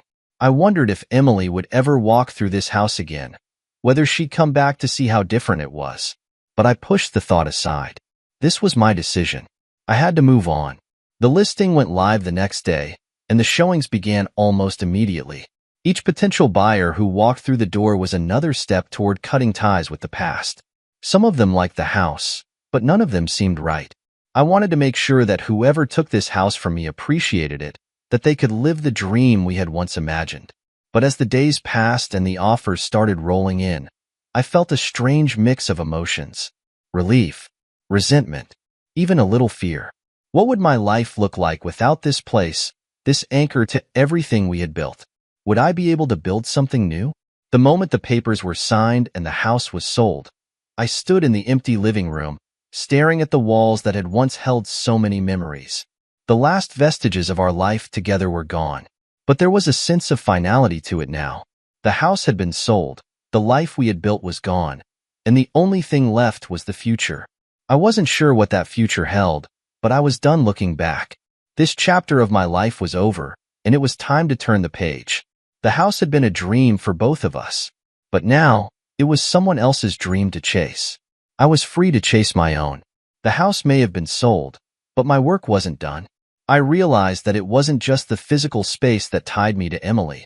It was the countless items, trinkets, and reminders scattered throughout my life. Her presence lingered in places I hadn't even thought to look. In drawers, in closets, even in my car. Every object carried a weight, a memory, and I couldn't move forward until I got rid of them all. I started with the attic. It was a place we rarely went, where things we didn't need but couldn't bring ourselves to throw away were stored. As I climbed the creaky wooden steps, I felt a wave of unease. What would I find up there? What pieces of her would I have to confront? The attic was dimly lit, the single bulb casting long shadows over the stacks of boxes. Most were covered in dust, untouched for years. I opened the first one and immediately saw it, a collection of old photo albums. Flipping through them, I saw our smiles frozen in time, each picture a snapshot of happier days. Trips we'd taken, holidays we'd celebrated, moments I thought were unshakable. For a brief moment, I considered keeping them. Maybe one day, I'd want to look back, to remember the good times. But then her voice echoed in my mind. I love him, and I'm never coming back. The photos weren't memories anymore. They were lies. I closed the album and set it aside, resolving to throw it out with everything else. Next, I opened a box labeled Keepsakes. Inside were souvenirs from our trips, little mementos she had insisted on buying. A small Eiffel Tower from Paris, a seashell from our beach trip, a coffee mug from that time we got lost in the mountains and stumbled upon a tiny diner. Each one was a trigger, a reminder of the life we'd shared. I threw them into a trash bag without hesitation. As I worked my way through the attic, I found things I had forgotten about. The anniversary card I'd written for her but never gave, a scarf I'd bought her during our first winter together, the dried flowers from our wedding day. It was like peeling back layers of a wound that hadn't fully healed. But with each item I discarded, I felt lighter, as though I was shedding the weight of her betrayal. Once the attic was cleared, I moved to the garage. Her bike was still there, propped against the wall where she'd left it. She had always talked about taking up cycling, but like so many of her plans, it never materialized. I donated it to a local charity. Let someone else put it to use, I thought. Even my car wasn't safe from her lingering presence. I found an old lipstick tube in the glove compartment, a scarf draped over the back seat, and a pair of sunglasses she'd forgotten. It was astounding how deeply she had embedded herself in my life, how hard it was to untangle her from it. The final stop was my closet. Most of her clothes were gone, but there were still traces of her. A pair of earrings on the dresser, a bracelet in a drawer, a perfume bottle on the shelf. I packed them all away, careful not to let sentimentality creep in. These were just objects, I told myself, and objects could be replaced. As the pile of discarded items grew, so did my sense of freedom. By the end of the day, I had filled several bags and boxes, each one a symbol of the life I was leaving behind. I loaded them into my car and drove to the donation center. The volunteer greeted me with a warm smile as I handed over the items. "Are you sure you want to part with all of this?" she asked. I nodded, my resolve unwavering. "I'm sure." Driving home, I felt an odd mix of emotions. There was sadness, of course. How could there not be? But there was also relief. Each item I discarded was another step toward reclaiming my life. When I got back to the house, it felt different. Quieter, yes, but also lighter. The absence of her things made the space feel less like a reminder of her betrayal and more like a blank canvas. I sat on the couch and stared at the empty walls, finally able to breathe deeply. This wasn't about revenge anymore. It was about cleansing, about taking control of my life and creating room for something new. Emily had made her choice, and now I was making mine. The past was gone, boxed up and donated to strangers. And for the first time in a long time, the future felt like mine alone. It wasn't long after I cleared out the house that I started hearing whispers about Emily and her new life. I hadn't sought them out. I wasn't interested in torturing myself with details about her and him. But people talk, and sometimes the truth finds you whether you want it or not. The first call came from Lisa, my inside source at Emily's office. "I thought you'd want to know," she said cautiously. "Emily and Jason moved into a new apartment downtown. Fancy place. Guess they're playing house now." I didn't respond immediately. The thought of them together, building a life on the ruins of ours, hit harder than I expected. "Good for them," I said finally, trying to sound indifferent. But Lisa wasn't done.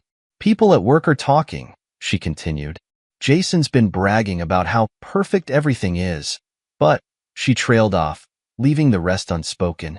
"But what?" I pressed, unable to help myself. "He's been out late. With other women."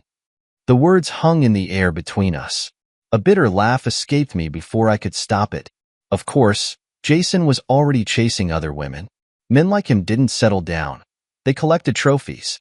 And Emily, blinded by whatever charm she thought she saw in him, had made herself his latest prize. "Thanks for letting me know," I said, ending the call before Lisa could offer any more pity. I didn't need her sympathy, and I didn't need the details. But as much as I wanted to move on, I couldn't stop my mind from wandering. I imagined them in their expensive apartment, her decorating it like she had our house, him coming home late with lipstick on his collar. Was she happy? Was she starting to see the cracks in her perfect new life?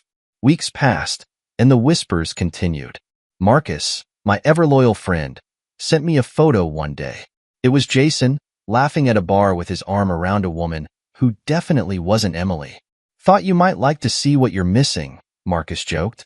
I stared at the photo for a long time, a mix of emotions churning in my chest. On one hand, I felt vindicated. Emily had traded me for this guy, a man who couldn't even stay loyal for a few months. On the other hand, I felt nothing. Not sadness, not anger. Just a hollow sort of realization that her betrayal had been a blessing in disguise. One evening, Lisa called again. "Emily's been different at work lately," she said. "Quieter. She doesn't talk about Jason anymore. Why are you telling me this?" I asked, a touch of irritation creeping into my voice. "Because I think she's starting to regret it," Lisa replied softly. "She hasn't said anything, but you can see it on her face. She looks lost." The idea of Emily regretting her decision didn't bring me the satisfaction I thought it would. If anything, it just made me tired. I didn't want her regret. I didn't want anything from her. She'd made her choice, and I was doing my best to move on.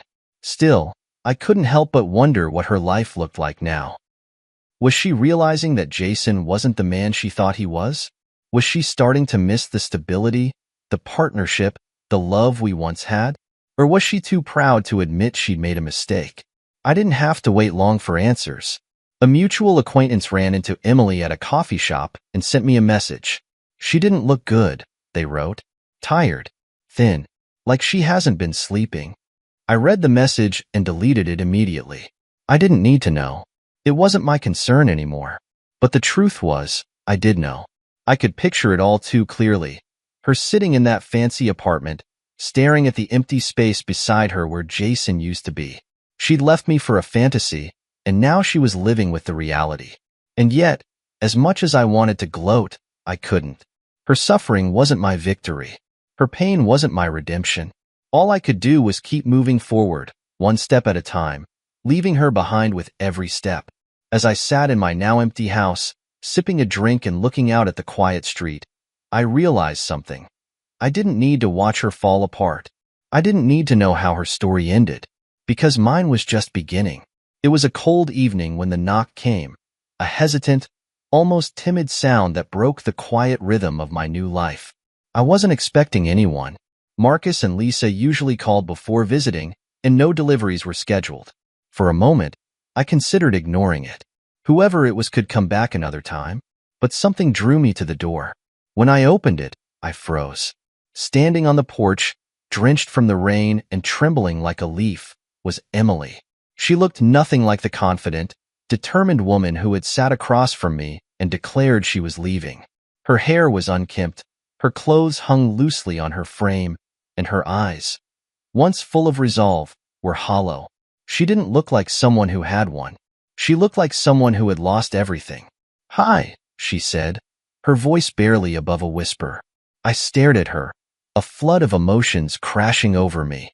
Anger, pity, confusion. They all fought for dominance, but I kept my expression blank. "What are you doing here?" I asked, my voice cold and detached. I needed to talk to you," she said, shifting nervously under my gaze. "Talk?" I repeated, incredulous. "After everything, you think we have something to talk about?" Her lip quivered, and for a moment, I thought she might cry. "Please," she said, "just hear me out." I stepped aside and let her in, more out of curiosity than kindness. She walked into the living room and stopped short, looking around as though she barely recognized it. The walls were bare, the furniture rearranged, her presence completely erased. "What happened to the house?"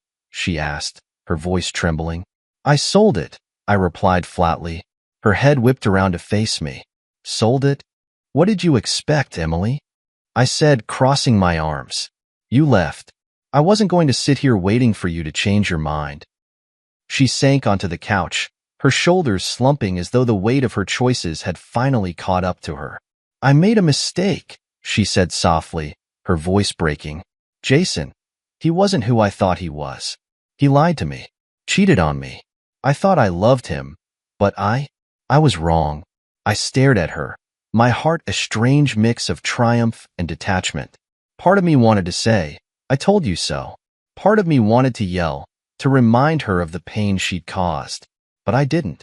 Instead, I leaned against the wall and crossed my arms. "And now you're here," I said, my voice calm but sharp. "What do you want, Emily? My sympathy? My forgiveness? A place to stay?" She flinched at my words but didn't deny them. I wanted to come back. To fix things. Too. I cut her off with a bitter laugh. "Fix things? Emily, there's nothing left to fix. You destroyed everything when you walked out that door." Tears spilled down her cheeks, but they didn't move me. "I was wrong," she said again, her voice shaking. "I thought I wanted more, but I didn't. I had everything I needed with you, and I threw it away. I'm so sorry." Her apology hung in the air, but I felt no satisfaction in hearing it. It was too little, too late. "Sorry doesn't change anything," I said, my tone hard. "It doesn't undo what you did.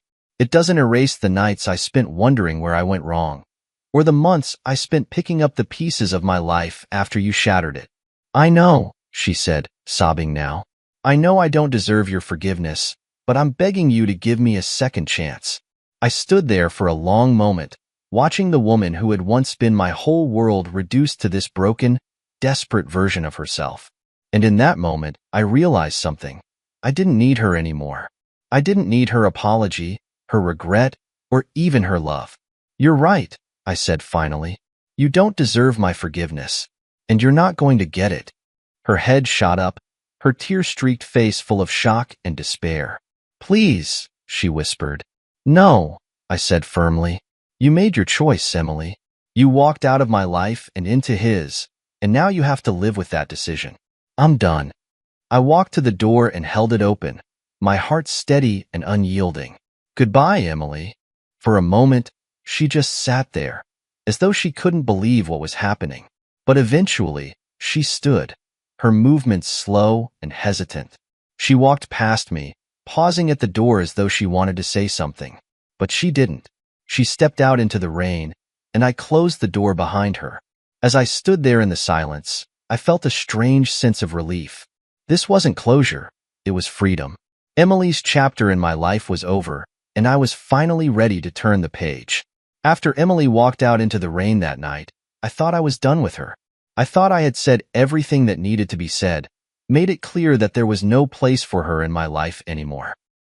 But life has a way of circling back when you least expect it, and Emily wasn't quite ready to let go. It was a week later when she came back. This time, she didn't knock. I found her sitting in the living room when I came home from work, as if she still belonged there, as if the months of betrayal and abandonment had never happened. "What are you doing here?" I asked, my voice sharp. She looked up at me, her face pale and tear-streaked. "I need to talk to you," she said, her voice trembling. "You had your chance," I replied coldly, dropping my keys onto the counter. "I thought I made myself clear the last time." "I know," she said, standing up, "but I couldn't leave things like that. Please, just hear me out." I wanted to tell her to leave, to walk back out the door and never come back. But something in her voice stopped me. There was a desperation there that I hadn't heard before, a kind of raw vulnerability that made me pause. Against my better judgment, I gestured for her to sit down. She sat on the edge of the couch, wringing her hands as she struggled to find the words. "I've made so many mistakes," she began, her voice breaking. "I let my pride, my selfishness, blind me to what I had. I thought I was chasing happiness, but all I found was regret." I crossed my arms, leaning against the wall as I listened. "And now what?" I asked. "You expect me to just forget everything and take you back?" "No," she said quickly, shaking her head. "I know I don't deserve that. I know I don't deserve you. But I need you to understand, I wasn't trying to hurt you. I was trying to find something I thought was missing." I let out a bitter laugh. "And did you find it?" She flinched at the question, tears spilling down her cheeks. "No," she whispered. "All I found was emptiness.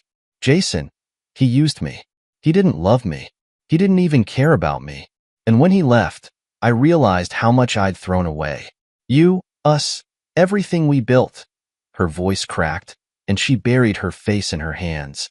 For a moment, I felt a flicker of sympathy, but it was quickly extinguished by the memory of her betrayal.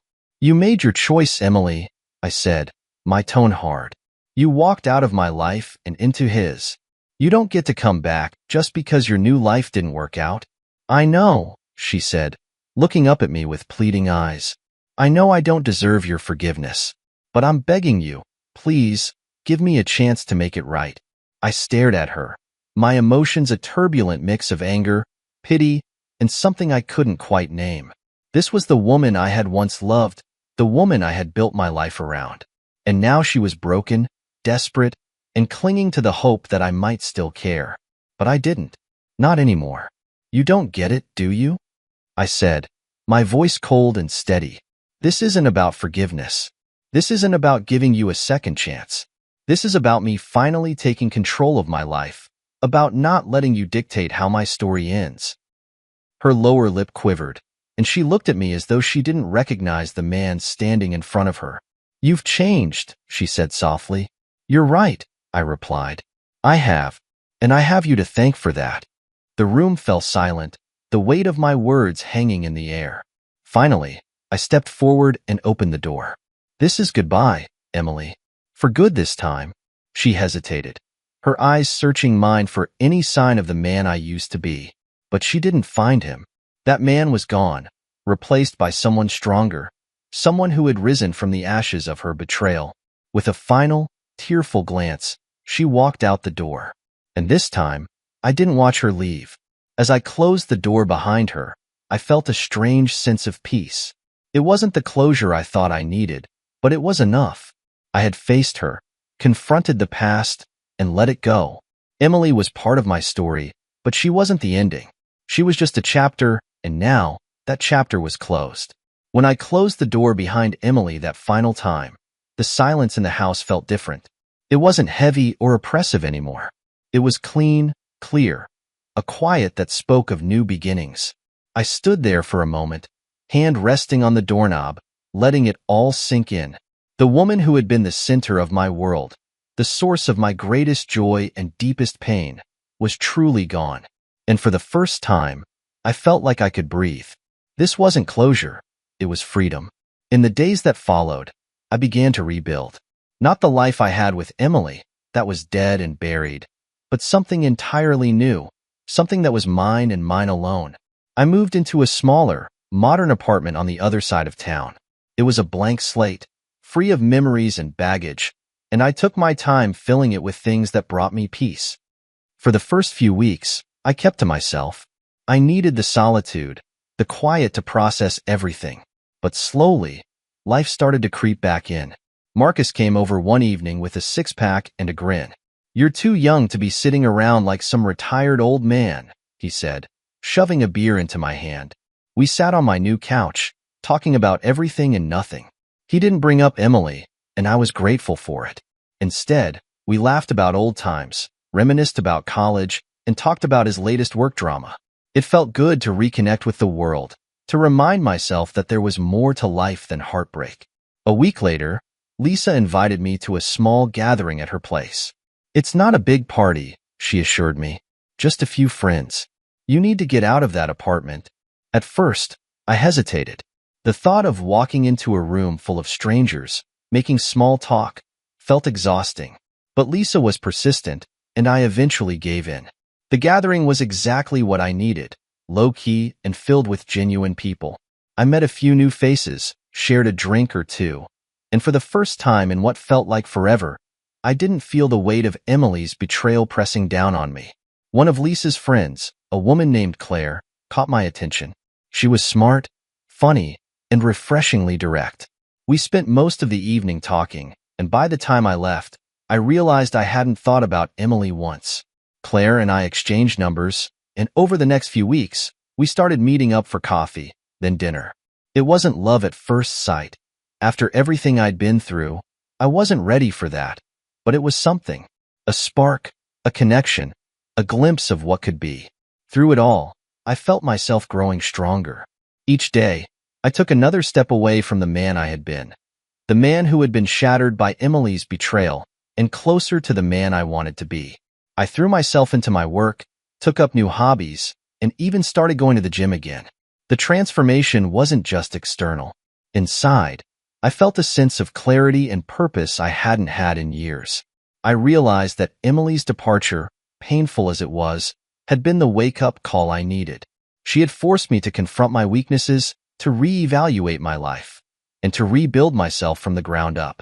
One evening, as I sat on my balcony watching the sunset, I found myself thinking about Emily, not with anger or sadness, but with acceptance. She had been a part of my life, a chapter in my story, but she didn't define me. I did. I thought about the man I had been when we were together, so focused on keeping her happy, so willing to sacrifice my own needs to maintain the illusion of a perfect marriage. And then I thought about the man I had become, stronger, wiser, and more self-assured. Emily's betrayal hadn't broken me. It had forged me. As the sun dipped below the horizon, I raised my glass to the future. I didn't know what it held, but for the first time in a long time, I wasn't afraid of it. This wasn't the ending I had envisioned, but it was the one I needed. And as I sat there, basking in the quiet peace of my new life, I realized something profound. I didn't need her to come back. I didn't need her at all. I was whole, and I was ready to write the next chapter of my story, on my terms, in my way, with no one else holding the pen. My name is Cassius Blake, and I should have known better than to say yes. But there's something about the way Arya looked at me that night. I sobbed, a flicker of hope buried under layers of practiced calm that made me ignore the warning bells ringing in my chest. We were sitting on our couch, a quiet Friday evening, the kind where the hum of the fridge fills the space between two people who haven't talked much lately. She turned to me, legs curled beneath her, and said, "My dad wants us to come this year. He's really excited to host." I paused mid-sip of coffee, setting the mug down slowly. Her dad, Dorian Keene, the kind of man who called his son-in-law the IT guy at dinner parties, even though I'd told him more than once that I worked in cybersecurity, not tech support. Excited, huh? I said, trying not to sound like I was swallowing glass. Yeah, she replied too quickly. He's even got place cards printed this time. Because nothing says warm welcome like pre-assigned seating. Cassius. Her voice dipped, almost pleading. It's just Thanksgiving. Just Thanksgiving. As if that house wasn't a battlefield of status games and passive-aggressive jabs dressed up as compliments. As if I hadn't spent the last 3 years of holidays being politely erased from every family photo. I wasn't Ivy League. I didn't come from old money. I didn't play golf at Ridgeway or summer in the Hamptons. I was just a systems analyst who wore off-the-rack suits and had the audacity to love their golden daughter. They're trying to include you, she said, and it sounded like a script someone had handed her. I nodded, not because I believed it, but because the fight didn't seem worth it. Deep down, I knew I'd be walking into a storm wrapped in cranberry sauce. The day of the dinner arrived with the kind of gray drizzle that soaks through your coat before you've even locked the front door. We drove in silence, Arya scrolling through her phone as I kept my eyes on the winding road leading up to her family's estate, a colonial sprawl that looked like it had been plucked straight from a luxury magazine. Every shutter in place, every hedge manicured within an inch of its life. Try to smile, okay? She said as we pulled into the driveway. I will, I answered, more out of habit than conviction. I adjusted my collar and stepped out, gift bag in hand, a rare bottle of single malt scotch I tracked down from a collector. Thought it might at least spark a conversation. But as soon as the front door opened, I felt it, the chill. Not from the weather, but from the way Dorian's eyes scanned me like I was a resume missing key qualifications. He hugged Arya, clapped Julian on the back, her sister Bianca's husband, and gave me a nod that felt like a closed door. Inside, the house smelled of sage and roasted meat, the kind of warmth that should have felt like family. Instead, it felt like trespassing. The living room was full of relatives dressed like catalog models, each holding flutes of champagne or swirling glasses of wine, laughter bubbling in practiced waves. I stood there holding my scotch like a kid who brought a homemade gift to a department store party. Bianca spotted me first. Cassius, she said, lips curved in a tight smile. Nice coat. Is it from, oh, what's that store? The one near the train station? Brooks Brothers, I said evenly. Oh, the outlet one. Sure, I said. Let them believe whatever made them feel superior. Dinner wasn't ready yet, so we were ushered into the sitting room where Julian was already recounting tales from his hedge fund glory days. He used words like aggressive returns and client liquidity as if he were reciting scripture. Dorian leaned forward with the kind of interest he'd never shown me, nodding at all the right moments. I sipped water. A cousin handed out welcome bags. Gold-stamped boxes with wax seals and silk ribbon. One by one, names were called. Bianca, Julian, Aunt Marina. Even Bria, Bianca's 7-year-old daughter, got one. When the last one was handed out, I was still sitting with empty hands. Oh no, Bianca said with a theatrical gasp. Did we forget someone? She looked at me like I'd wandered in by accident. Oops. They laughed. Arya said nothing. That was the part that hit hardest. Not the oversight. Not even the laughter. But the silence from the one person who should have been in my corner. She didn't look at me. Just stirred her wine and crossed her legs, as if this weren't her circus. I clenched my jaw and looked away, my eyes finding Bria who sat cross-legged on the carpet beside the piano. She was watching me with a confused tilt of the head. Uncle Cass, she whispered. Why didn't you get a gift? I smiled, gently. Sometimes, the best gifts aren't wrapped. She nodded solemnly, like she wanted to believe me. But the adults? They didn't even try to hide the smirks. I was a placeholder in a room full of resumes. A name on the guest list they couldn't justify uninviting. Still, I stayed. Because leaving early would have given them another reason to call me sensitive. Because I needed to see it through. Every hollow toast, every sideways glance, every insult wrapped in a smile. And somewhere deep down, in the part of me that tracked stock patterns and data leaks for a living, I was already calculating. They thought I was silent because I had nothing to say. But in truth, I was quiet because I knew something they didn't. And they were going to learn it. Not with raised voices, not with dramatic exits, but with precision. The kind that only a man who's been underestimated too many times can deliver.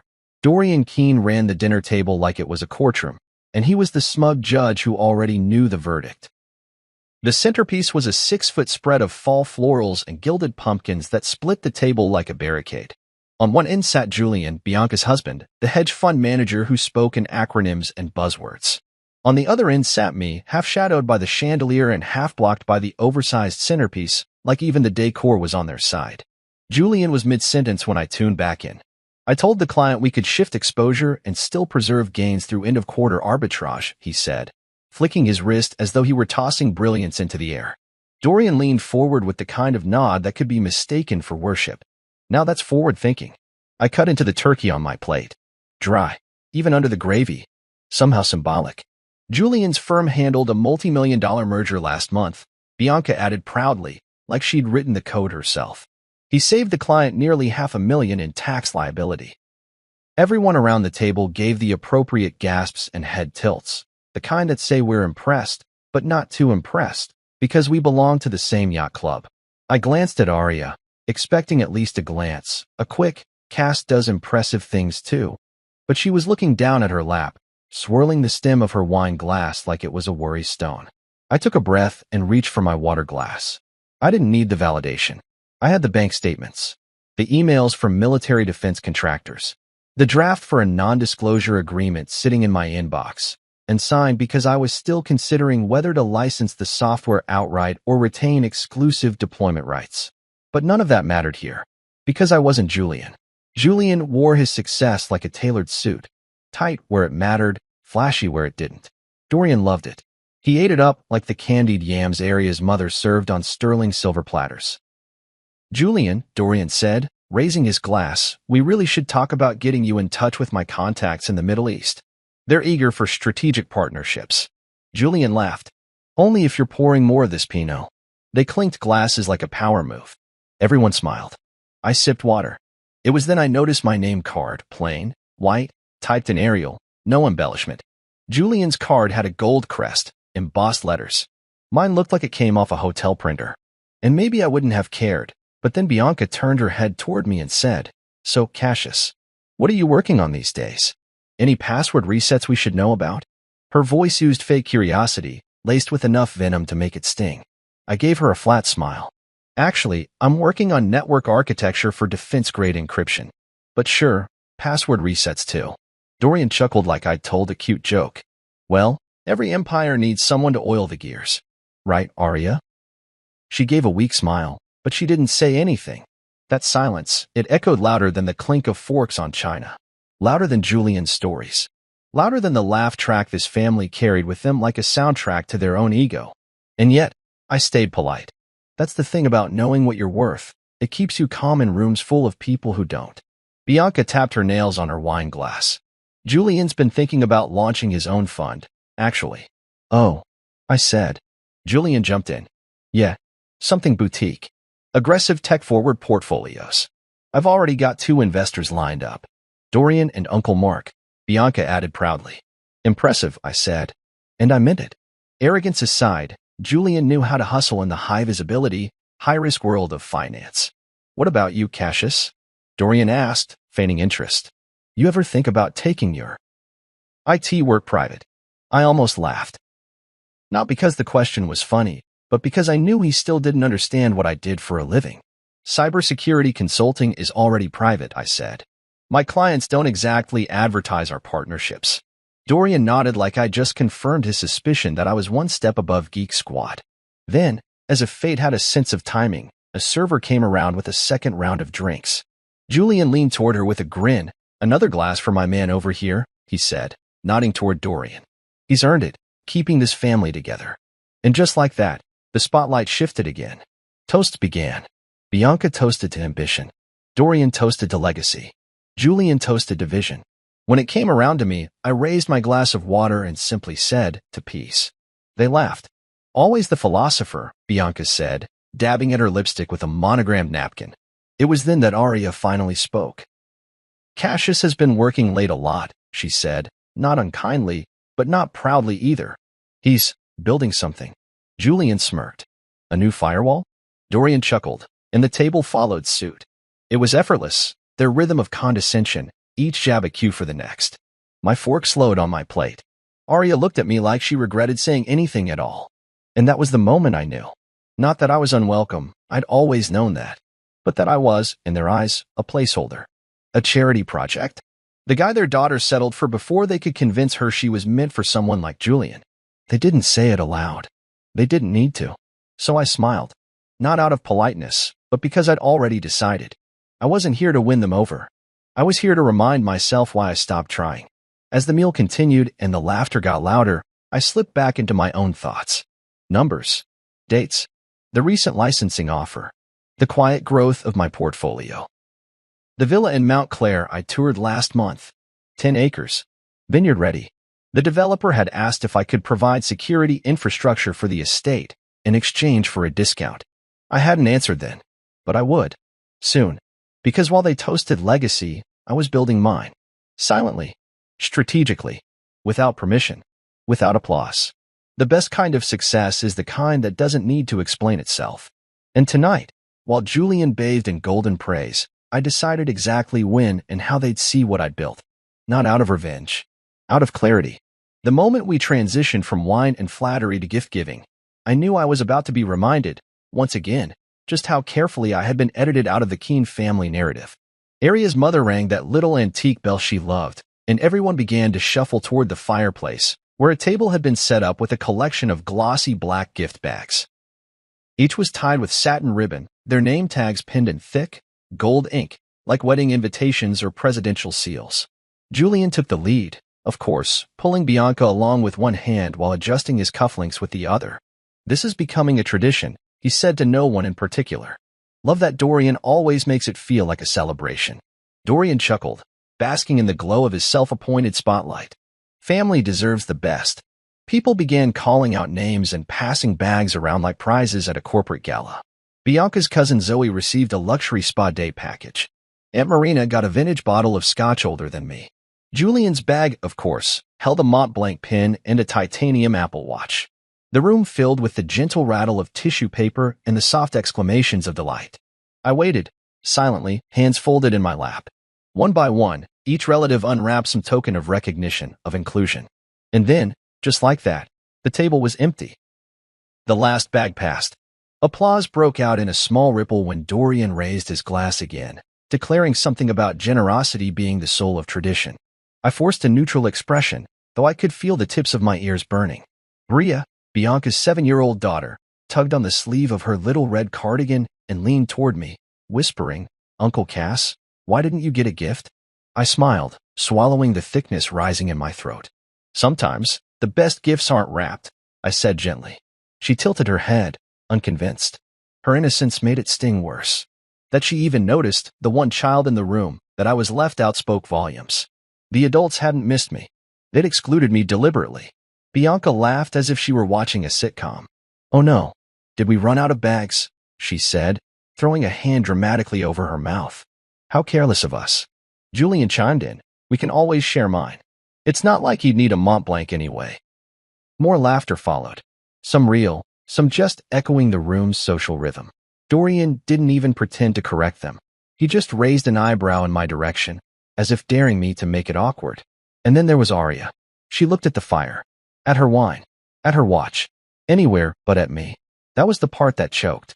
Not the bag, not Bianca's gleeful pettiness or Dorian's smug disregard, but the fact that my wife, my own wife, didn't say a word. Not a single syllable in my defense.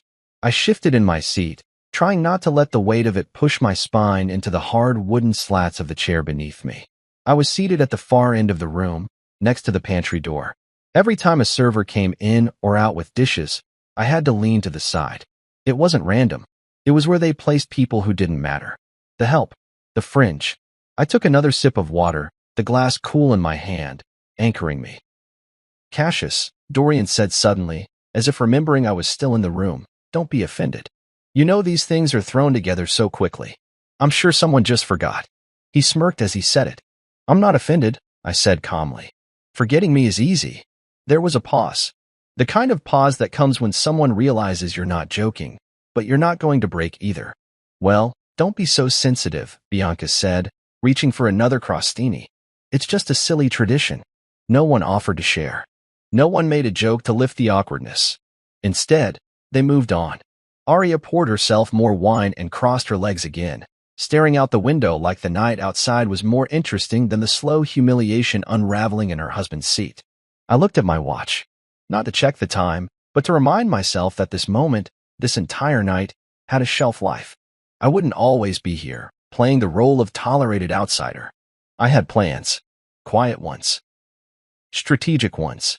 The kind that didn't need to be explained until they were undeniable. A few minutes later, Bria returned to my side with a candy cane she'd taken from the dessert tray. She held it out to me with both hands. "For you," she said shyly. "Since you didn't get a gift." That tiny gesture cracked something in me. I smiled and crouched beside her, taking the candy gently. "Thank you, Bria. You have no idea how much that means." "I like you," she said. "You always talk to me like I'm a real person." "You are a real person," I replied. "A very thoughtful one." She hugged me and ran off again, leaving me standing beside a cold fireplace, holding a peppermint stick like it was a trophy. I turned and saw Bianca watching. "How sweet," she said, voice dripping in mock affection. "Bria does have such a big heart. Hopefully she'll learn how the world really works." "Hopefully," I said. "But let her enjoy the part where people are decent." Arya looked up at that. Her eyes flicked toward me for a second, long enough to register a twinge of guilt, but not long enough to do anything about it. When dessert was brought out, pistachio creme brulee with candied orange peel, I ate it in silence, grateful only for the fact that the conversation had finally shifted away from Julian's portfolio. Dorian was busy bragging about the new wine cellar he was having installed. Bianca and her mother discussed the charity gala next month, pretending not to whisper about what I was, or wasn't, wearing. And I sat there, in the forgotten chair. No gift, no title, no legacy brag. Just me, Cassius Blake. But what they didn't know, what none of them could see behind the water glass, the pantry seat, and the uninvited silence, was that I was counting. Not just the insults, but the days. Because being underestimated? That's the best kind of cover a man can ask for. And soon, I wouldn't need their seat. I'd own the table. They didn't know. They thought I was just Arya's husband, the quiet one with a government job and nothing particularly flashy about him. A man with department store shoes, a Honda Accord in the driveway, and a vague job title no one could really remember. Cassius the IT guy, the password fixer, the guy who brought a bottle of scotch no one opened. But what they didn't know was that I'd been building something, slowly, quietly, the way you'd build a bridge in the dark, board by board, making sure every step could bear weight before taking the next. 3 years ago, while they were mocking my lack of a pedigree at a similar dinner, I was already in talks with a European defense agency about a vulnerability management system I designed in my spare time. I remember sitting in a cabana at that same estate, drinking flat soda while Bianca laughed about a wedding planner who couldn't spell, or derves, and all I could think about was the beta version I had running back at my condo on a refurbished laptop. That prototype now lived in a hardened server facility in Germany, licensed for $4.2 million over the next 3 years, with renewal options and attached consulting rights. What they didn't know was that I'd been investing since I was 25. Not in real estate or hedge funds or trendy startups like Julian. No, I'd put money into the one sector most people feared because they didn't understand it. Cyber. Now, that portfolio was strong enough to retire their entire family. Twice. But I didn't wear that success on my wrist or park it in the driveway. I wore it in my patience. In my silence. In my refusal to perform for people who wouldn't understand the language of my work even if I printed out the code and tattooed it on their cocktail napkins. That night, sitting next to the pantry door, I had a notification ping silently against my phone. I glanced down discreetly. The final installment from a consulting project I'd finished 2 months ago had cleared 7 figures. I didn't flinch, didn't smile, just locked my screen and returned to my glass of water. What they didn't know was that I had already secured a 10-acre estate in Mount Clair, just outside the city but high enough in the hills that I could look down on the kind of gated communities Dorian and his friends bragged about. It had floor-to-ceiling windows, a detached guest house, and a wine cellar deep enough to feel like a bunker. But the real value was in the technology I'd helped design for it. Facial recognition entry, drone perimeter checks, silent panic protocols. It wasn't just a house. It was a prototype for the kind of security architecture I wanted to offer wealthy clients who actually respected innovation. And the vineyard that came with the property? That was no accident.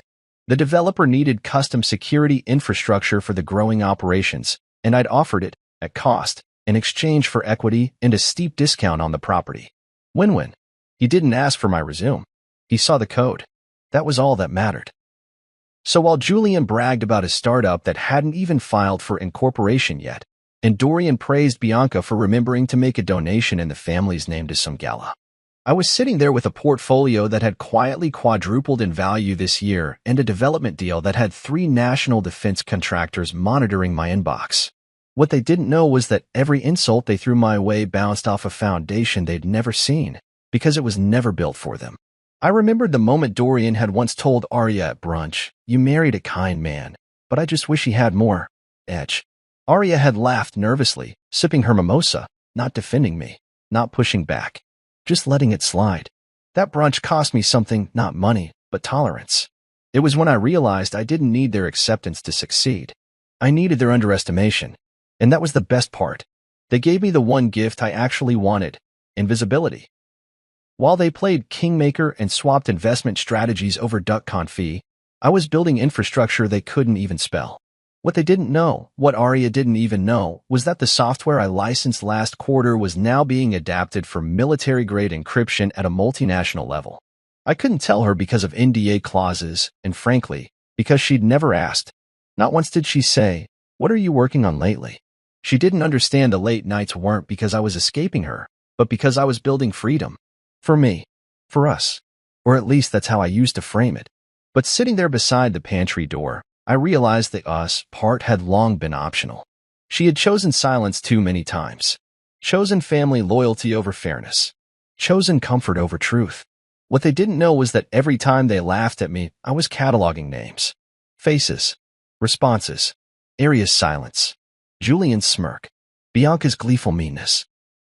Dorian's dismissive jabs. It wasn't bitterness. It was record-keeping.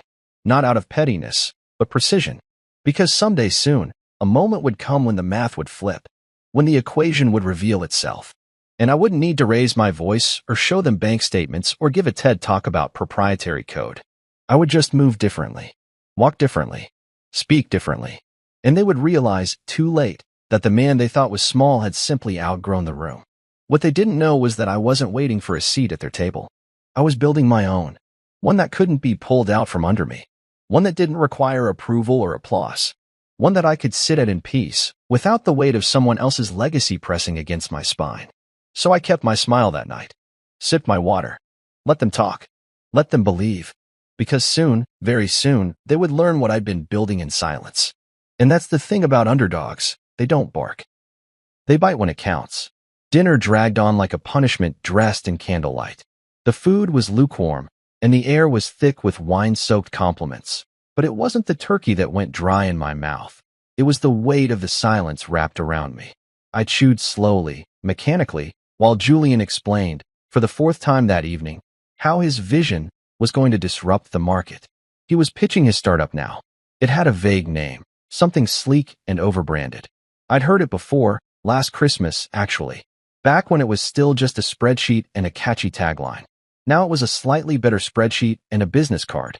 He was using phrases like market penetration and leveraging legacy capital, like he was trying to impress a boardroom instead of a dining table full of relatives pretending to care. Dorian leaned in, eyes bright. "So what kind of funding are you looking for?" Julian gave the answer like he was pulling it from a stack of rehearsed elevator pitches. "We're in the early stage, targeting $300,000 for a 15% equity position. I've got term sheets ready if you're serious." Bianca beamed at him like he just proposed all over again. Dorian didn't hesitate. "I'm in. But only if Bianca is listed as co-founder. Optics matter." Julian laughed like that was part of the charm. "Of course. Family brand." There was a pause. Then, just as I reached for the breadbasket to mask my tightening jaw, Arya's voice broke through. Cassius was thinking about investing too. I froze mid-reach. I turned my head toward her slowly, like I hadn't heard right. She wasn't looking at me. She was still smiling, eyes locked on her wine glass, spinning the stem between her fingers like it was a roulette wheel. My heart knocked once, then twice. "I wasn't," I said, calmly, evenly. That got her attention. She looked up, startled, the color draining slightly from her face. "What?" "I wasn't thinking about investing." I repeated, my voice lower this time, not cold, but steady, controlled. A hush settled over the table. Julian's smile stiffened. Arya blinked quickly. Well, maybe now you will. I mean, it's family. Bianca scoffed and leaned back in her chair, tilting her wine glass just enough to catch the chandelier light. He probably can't afford socks without coupons. There it was. The trigger. The last splinter wedged in too deep. I placed my fork down gently on my plate and wiped my mouth with the linen napkin. I didn't slam anything. I didn't raise my voice. I just pushed back from the table with the kind of grace that only comes when you know you've had enough. I think it's time, I said quietly. Julian chuckled nervously. Time? For what, Cass? I stood, adjusted my jacket, took a breath. For me to stop pretending I don't hear the tone you all speak in. For me to stop smiling through being tolerated like some background character in your private little drama. Arya looked stunned.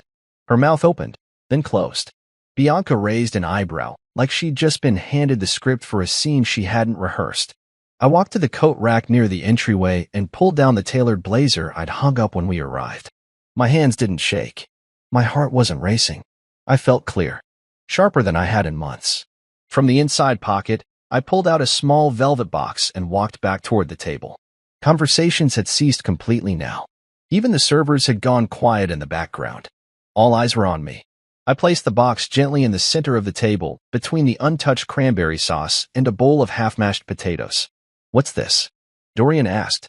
I flipped it open. Inside was a platinum key fob, resting atop a folded deed document, creased only once down the middle. The estate seal shimmered faintly under the soft lighting. Bianca squinted. What is that? I looked around the table and smiled. Really smiled, not the half-hearted kind I usually reserve for this house. This, I said, is what I got myself. Julian leaned forward. Is that a deed? I nodded. 10 acres. Mount Claire. Closed on it last week. Comes with a vineyard, a guest house, and an unobstructed view of the valley. Arya sat frozen. Her lips parted, but no words came. Dorian furrowed his brow. You bought property? I shrugged lightly. The developer needed a cybersecurity infrastructure. I offered my services, got a hefty discount. Efficient trade. Bria, bless her, whispered from her seat. Wow. It was the most honest reaction at the table. You bought all that without telling me. Arya's voice was thin now, stretched between shock and 1,000 quiet assumptions crashing at once. I turned to her gently. I did. It's from a separate account. One I've been building since before we got married. Remember when your dad called me a hobby techie at that pool party? That same month, I signed a licensing deal worth more than this house. Dorian's mouth snapped shut. Bianca's face twisted like she'd just swallowed lemon juice. Julian was silent for once. I'm not here to ask for a seat at your table, I continued. I've spent too long pretending I needed one. I'm here to show you I've had mine all along. Bigger, stronger, built without your validation. Arya's eyes shimmered. So this is about ego? About making a point? No, I said. It's about no longer pretending I'm less so you all can feel more. The silence stretched again, awkward, heavy, but strangely satisfying. I took the velvet box and slid it back into my pocket. I didn't come here to make a scene. I came here to end a pattern. And I had. I buttoned my blazer, nodded politely, and turned toward the door. Behind me, I could still hear the knives quietly clinking against plates, but not a single voice followed. And I didn't look back. The velvet box was back in my pocket, but the silence it left behind still pulsed across the table like a dropped glass that no one wanted to acknowledge. I could feel every eye tracking me as I moved toward the coat rack again, not out of politeness, but in disbelief. That I, Cassius Blake, the man they mocked behind tinted wine glasses and soft chuckles, had just shifted the gravity of the room with one sentence. Julian cleared his throat, but nothing came. Bianca kept staring at the spot on the table where the box had been, her mouth drawn tight, her fingers fidgeting with her bracelet like it might save her from the reality settling in. And Arya, she still hadn't moved. I took my time putting on my coat. Not to be dramatic, but because I wanted to feel every inch of this moment. The weight of it. The reversal. Wait, Arya said finally. Her voice cracked like a window in a storm, too thin, too late. I turned. She was standing now, arms crossed, her glass forgotten behind her on the table. You bought property? You made a whole real estate deal, and didn't tell me. I met her gaze. Calm. Measured. Correct. You bought 10 acres in Mount Claire? She repeated, and just kept it to yourself? Yes. She took a step forward, lowering her voice. That's a major financial decision, Cassius. How long have you been planning this? I tilted my head. Since before we got married. That landed hard. I saw it in her eyes. Her hand fluttered to her side like she needed to steady herself. Dorian stood up too, now clearly trying to regain control of a scene that was unraveling far outside the neat family theater he curated. Are you saying, Dorian began, his voice sharp with disbelief, that you've been building some secret nest egg this whole time? What kind of man hides that from his family? I looked at him like I had the first time he called me a charity case after a wine tasting 2 years ago. No, Dorian. What I've done is build a life that didn't require your approval or applause. I didn't hide it. I just didn't advertise it to people who never bothered to ask. He bristled. We've always been civil. I laughed, low and bitter. Civil isn't the same as kind. Civil is smiling while you count someone out loud enough for the rest of the room to laugh. Civil is assigning me a seat by the pantry and forgetting my name when it comes time to give gifts. Civil is Bianca mocking my profession while you sit quietly and let it fester. Bianca's face reddened. Oh, come on, Cassius, don't be so dramatic. It's a family joke. No, I said, stepping toward the table again. It's disrespect dressed as tradition. Julian, ever the strategist, tried to salvage something. Look, we may have underestimated you, sure. But you've clearly done well. Maybe we talk investment? Mount Claire is an opportunity, right? Security systems? You're already plugged into the infrastructure. It could scale, especially if we... I'm not interested, I cut in. He blinked. In what? Business with family? In cleaning up after people who only recognize value when it walks in with a platinum fob and shuts up their laughter. But it's family, Arya said again, this time not as a plea, more as a reflex. Like saying it enough would erase the damage. Exactly, I replied. And family should never make you prove your worth at the dinner table. Her mouth opened, then closed. The room had gone painfully still. I looked at Bria again, who was watching all of this with the wide-eyed intensity of a child just beginning to understand that grown-ups lie. I gave her a wink and she gave me a small, sad smile. Then I reached into my pocket and pulled the box out once more, not to flaunt it, but to offer clarity. You all laughed, I said, opening the lid again. But I worked for this. Late nights, missed weekends, solo design, solo testing. You ever write 10,000 lines of code and then realize a single misplaced colon wrecked your entire infrastructure? I have. You ever sleep in your car outside a data center during a power surge because the system didn't have auto restart yet? I have. I looked at Arya then, right in the eyes. And I came home afterward. Every time. Quietly. With love. With plans I thought we'd grow into together. I didn't stop sharing because I didn't trust you. I stopped because you stopped being curious. You stopped asking. You stopped seeing. She swallowed hard. I didn't know you were doing so well. That's the thing, I said softly. You didn't care to ask. Bianca tried to defuse it. Well, you've certainly had your moment, Cass. Bravo. We get it. You've got your vineyard and your code. Are you finished? No, I said, closing the box and tucking it into my coat. But I'm done. The distinction seemed to catch Julian off guard. I came here out of respect for Arya, I continued. I endured the jokes, the exclusions, the pity dressed as politeness. But tonight, you didn't just forget me. You exposed yourselves.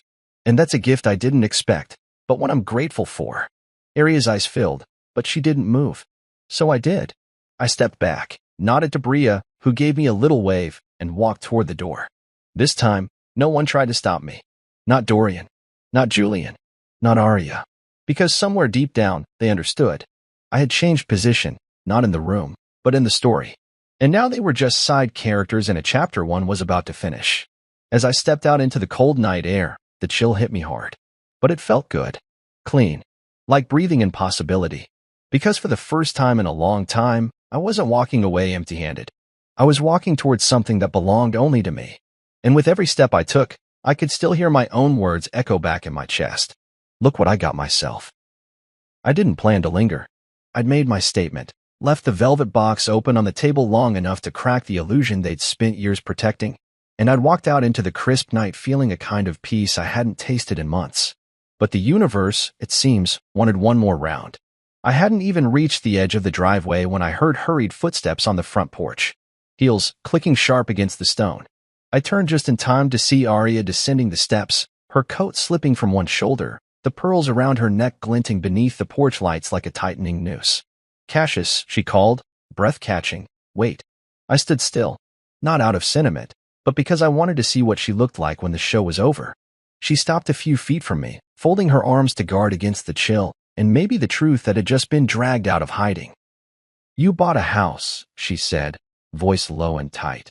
"A vineyard, a security contract, an entire future, and you didn't say a word?" "I didn't think it would matter," I replied. "Not to you. Not anymore." "That's not fair," she said quickly. "You blindsided me in front of my entire family." "Did I?" I asked. "Or did I finally stop playing dumb while everyone took turns carving me up like a side dish?" Arya flinched. "You think I don't notice things?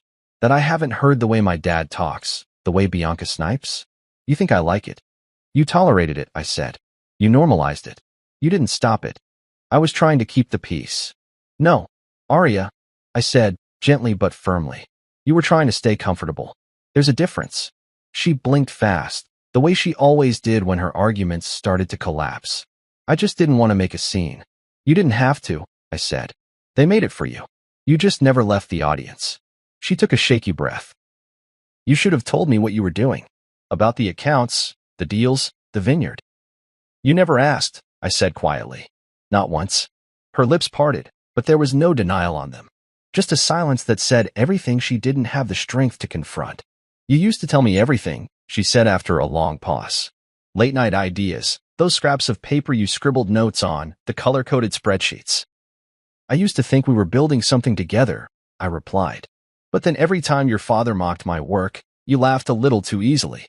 Every time Bianca took a jab, you sipped your wine and looked the other way. At some point, I realized I wasn't your partner. I was your buffer." "That's not true, isn't it?" Her jaw tensed. "Why would you keep your success a secret?" "Because I needed something that was mine," I said.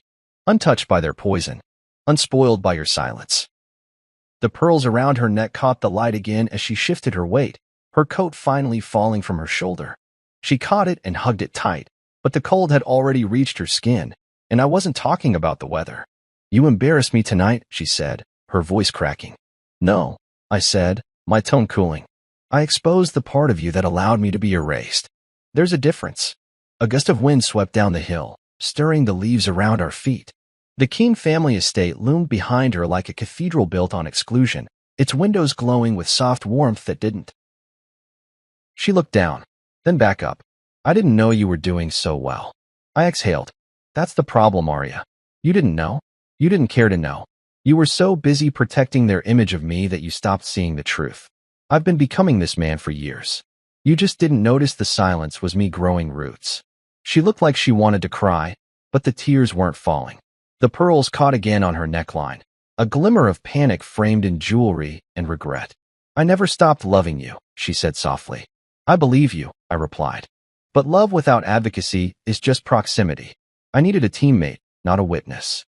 We stood there for a moment, her breath misting in the cold, mine held tightly in my chest. I watched her shoulders sag under the weight of realization, the way her grip tightened on her coat, the way her heels seemed too sharp for the earth beneath her. "Do you hate me now?" she asked, barely above a whisper. I shook my head. "No. I just finally see you clearly." Her eyes shimmered with unshed tears. "And what do you see?" I paused, not to hurt her, but to be honest. "I see someone who liked the version of me that needed permission," I said. "But the man I've become doesn't ask for it anymore." She stepped back like that sentence physically moved her. "I don't know how to come back from this," she admitted. "You don't have to," I said. "Maybe we're not going back. Maybe we're finally being honest about where we are." She nodded, slowly. "So what now? You decide," I said. "I'm not closing the door, but I'm not waiting by it either." She looked down at the driveway, then back at the glowing house behind her. The smile that had once been her shield was nowhere in sight now.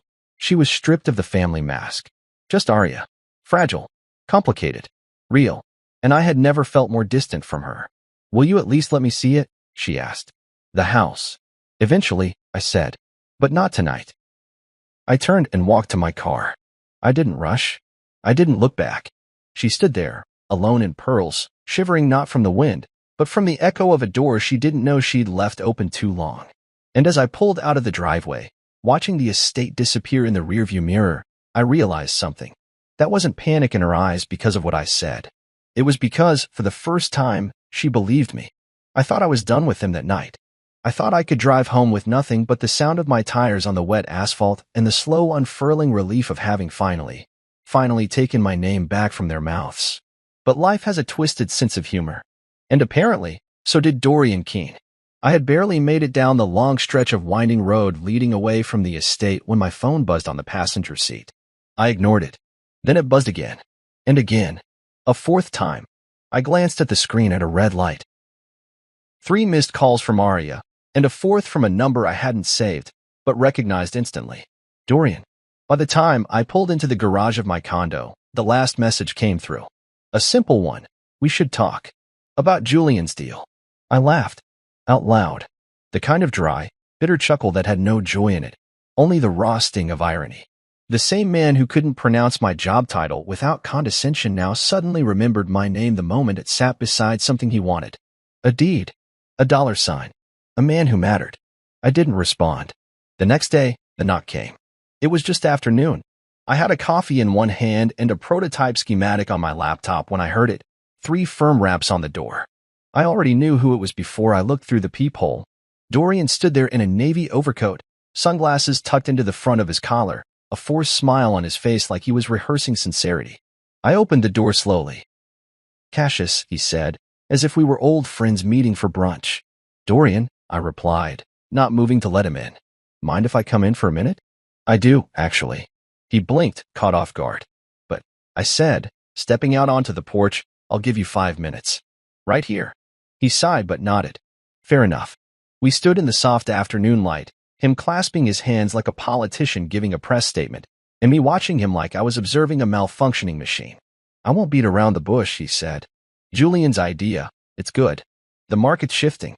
We've got 2 backers ready. All we need is someone with real digital infrastructure experience. Security.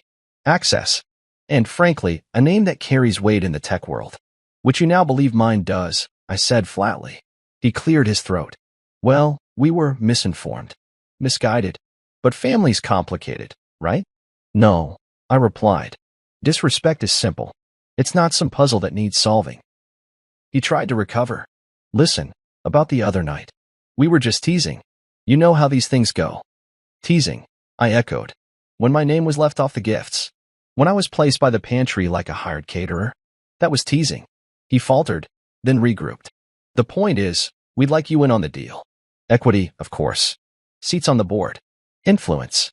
Your background, your recent ventures, would give the whole thing legitimacy. And what do I get? I asked. Beyond a front row seat to watching Julian burn through capital trying to turn PowerPoint slides into profit? Dorian bristled. We're giving you access. No, I said. You're asking for mine. He hesitated. Is this really how you want to play this? I stepped forward. Dorian, the problem isn't that you underestimated me. It's that you didn't even bother to see me. You dismissed me because I didn't go to the right school, didn't wear the right watch, didn't brag enough to make you feel safe. And now that I've shown you what I've built, you want to trade insults for influence.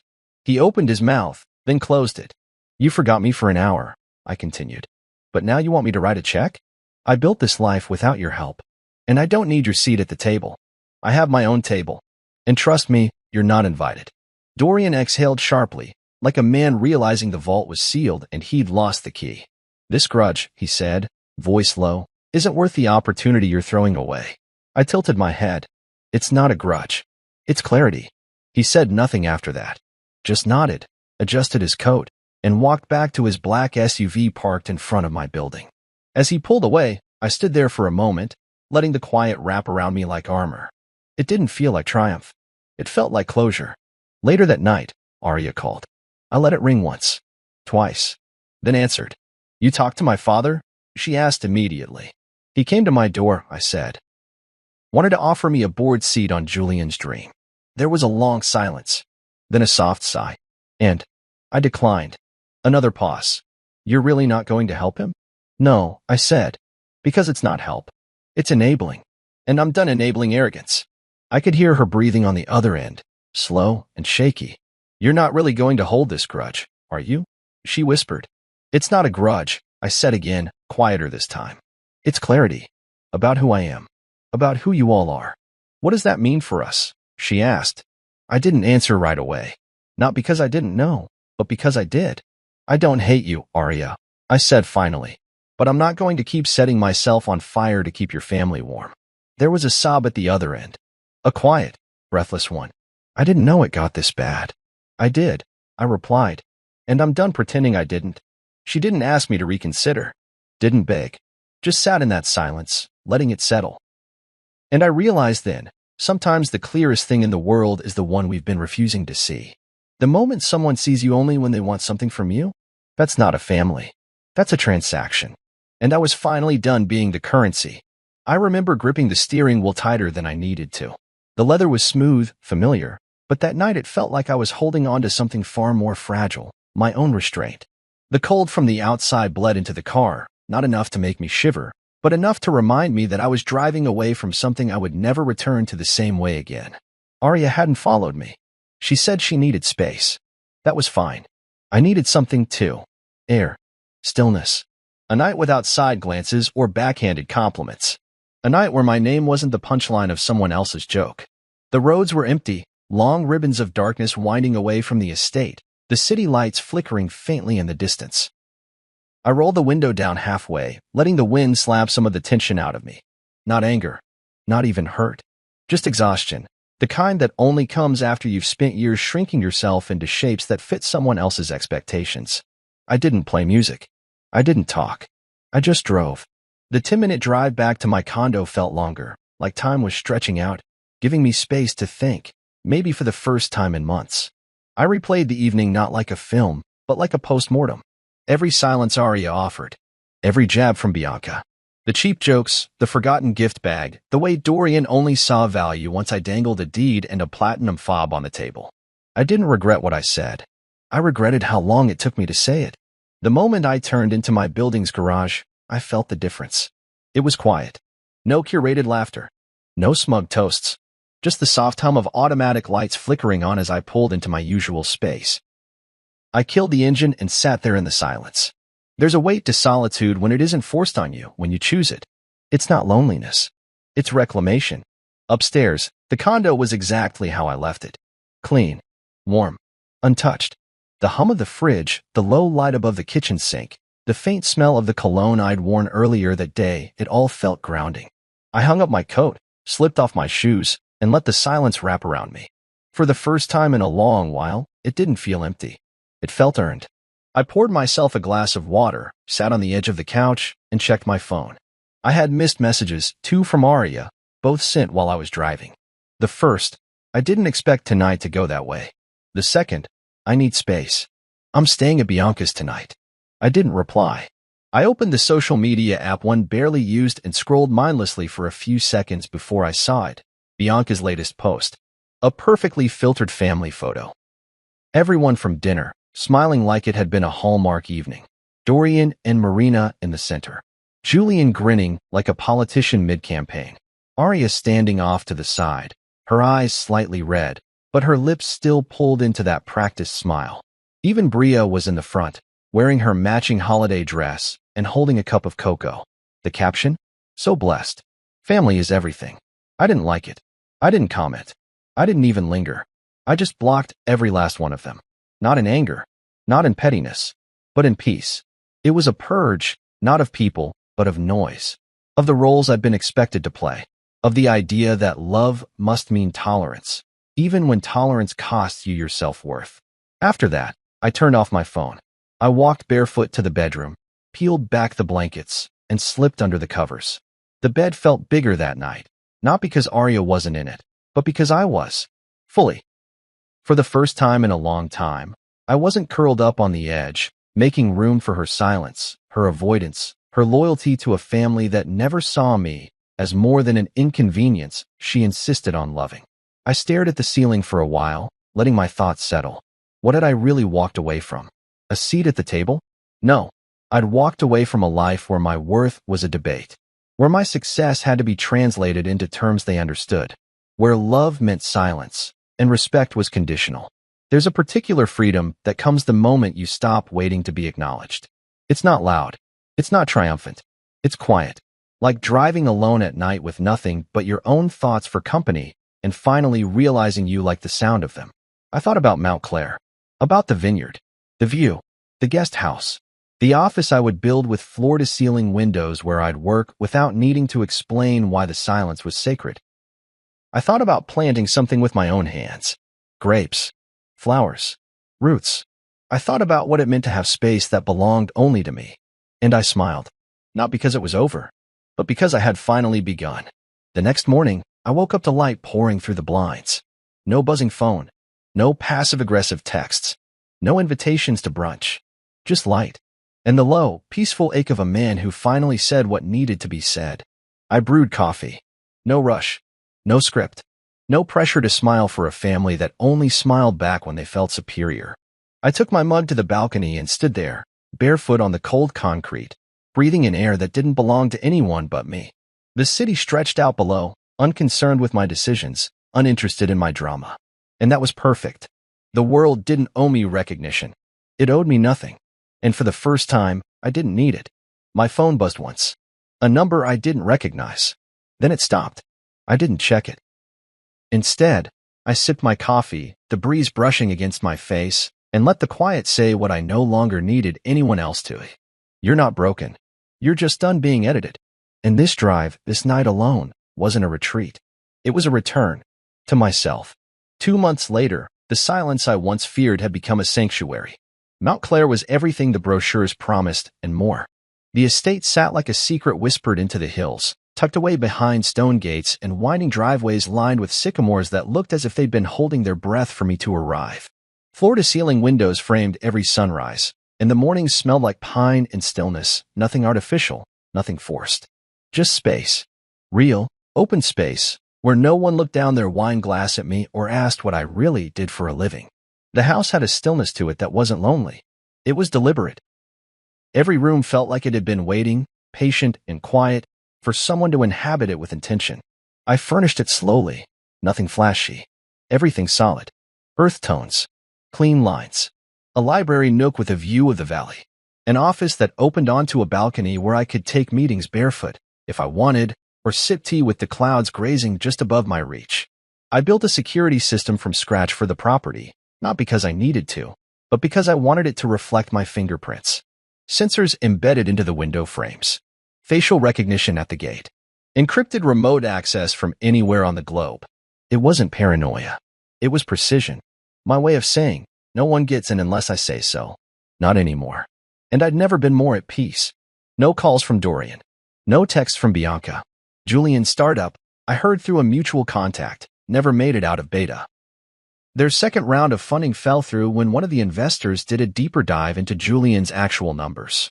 I didn't feel smug about it. I felt uninterested, like their entire universe had shrunk to the size of a flickering thumbnail on a screen I no longer watched. Arya did call. Once. It was late January, cold enough that the vineyard behind my property had frosted over in delicate white webs. I was reading near the fireplace when her name lit up my phone. I stared at it for a long time, not with bitterness, just curiosity. I answered. "Can we talk?" she asked, her voice softer than I remembered.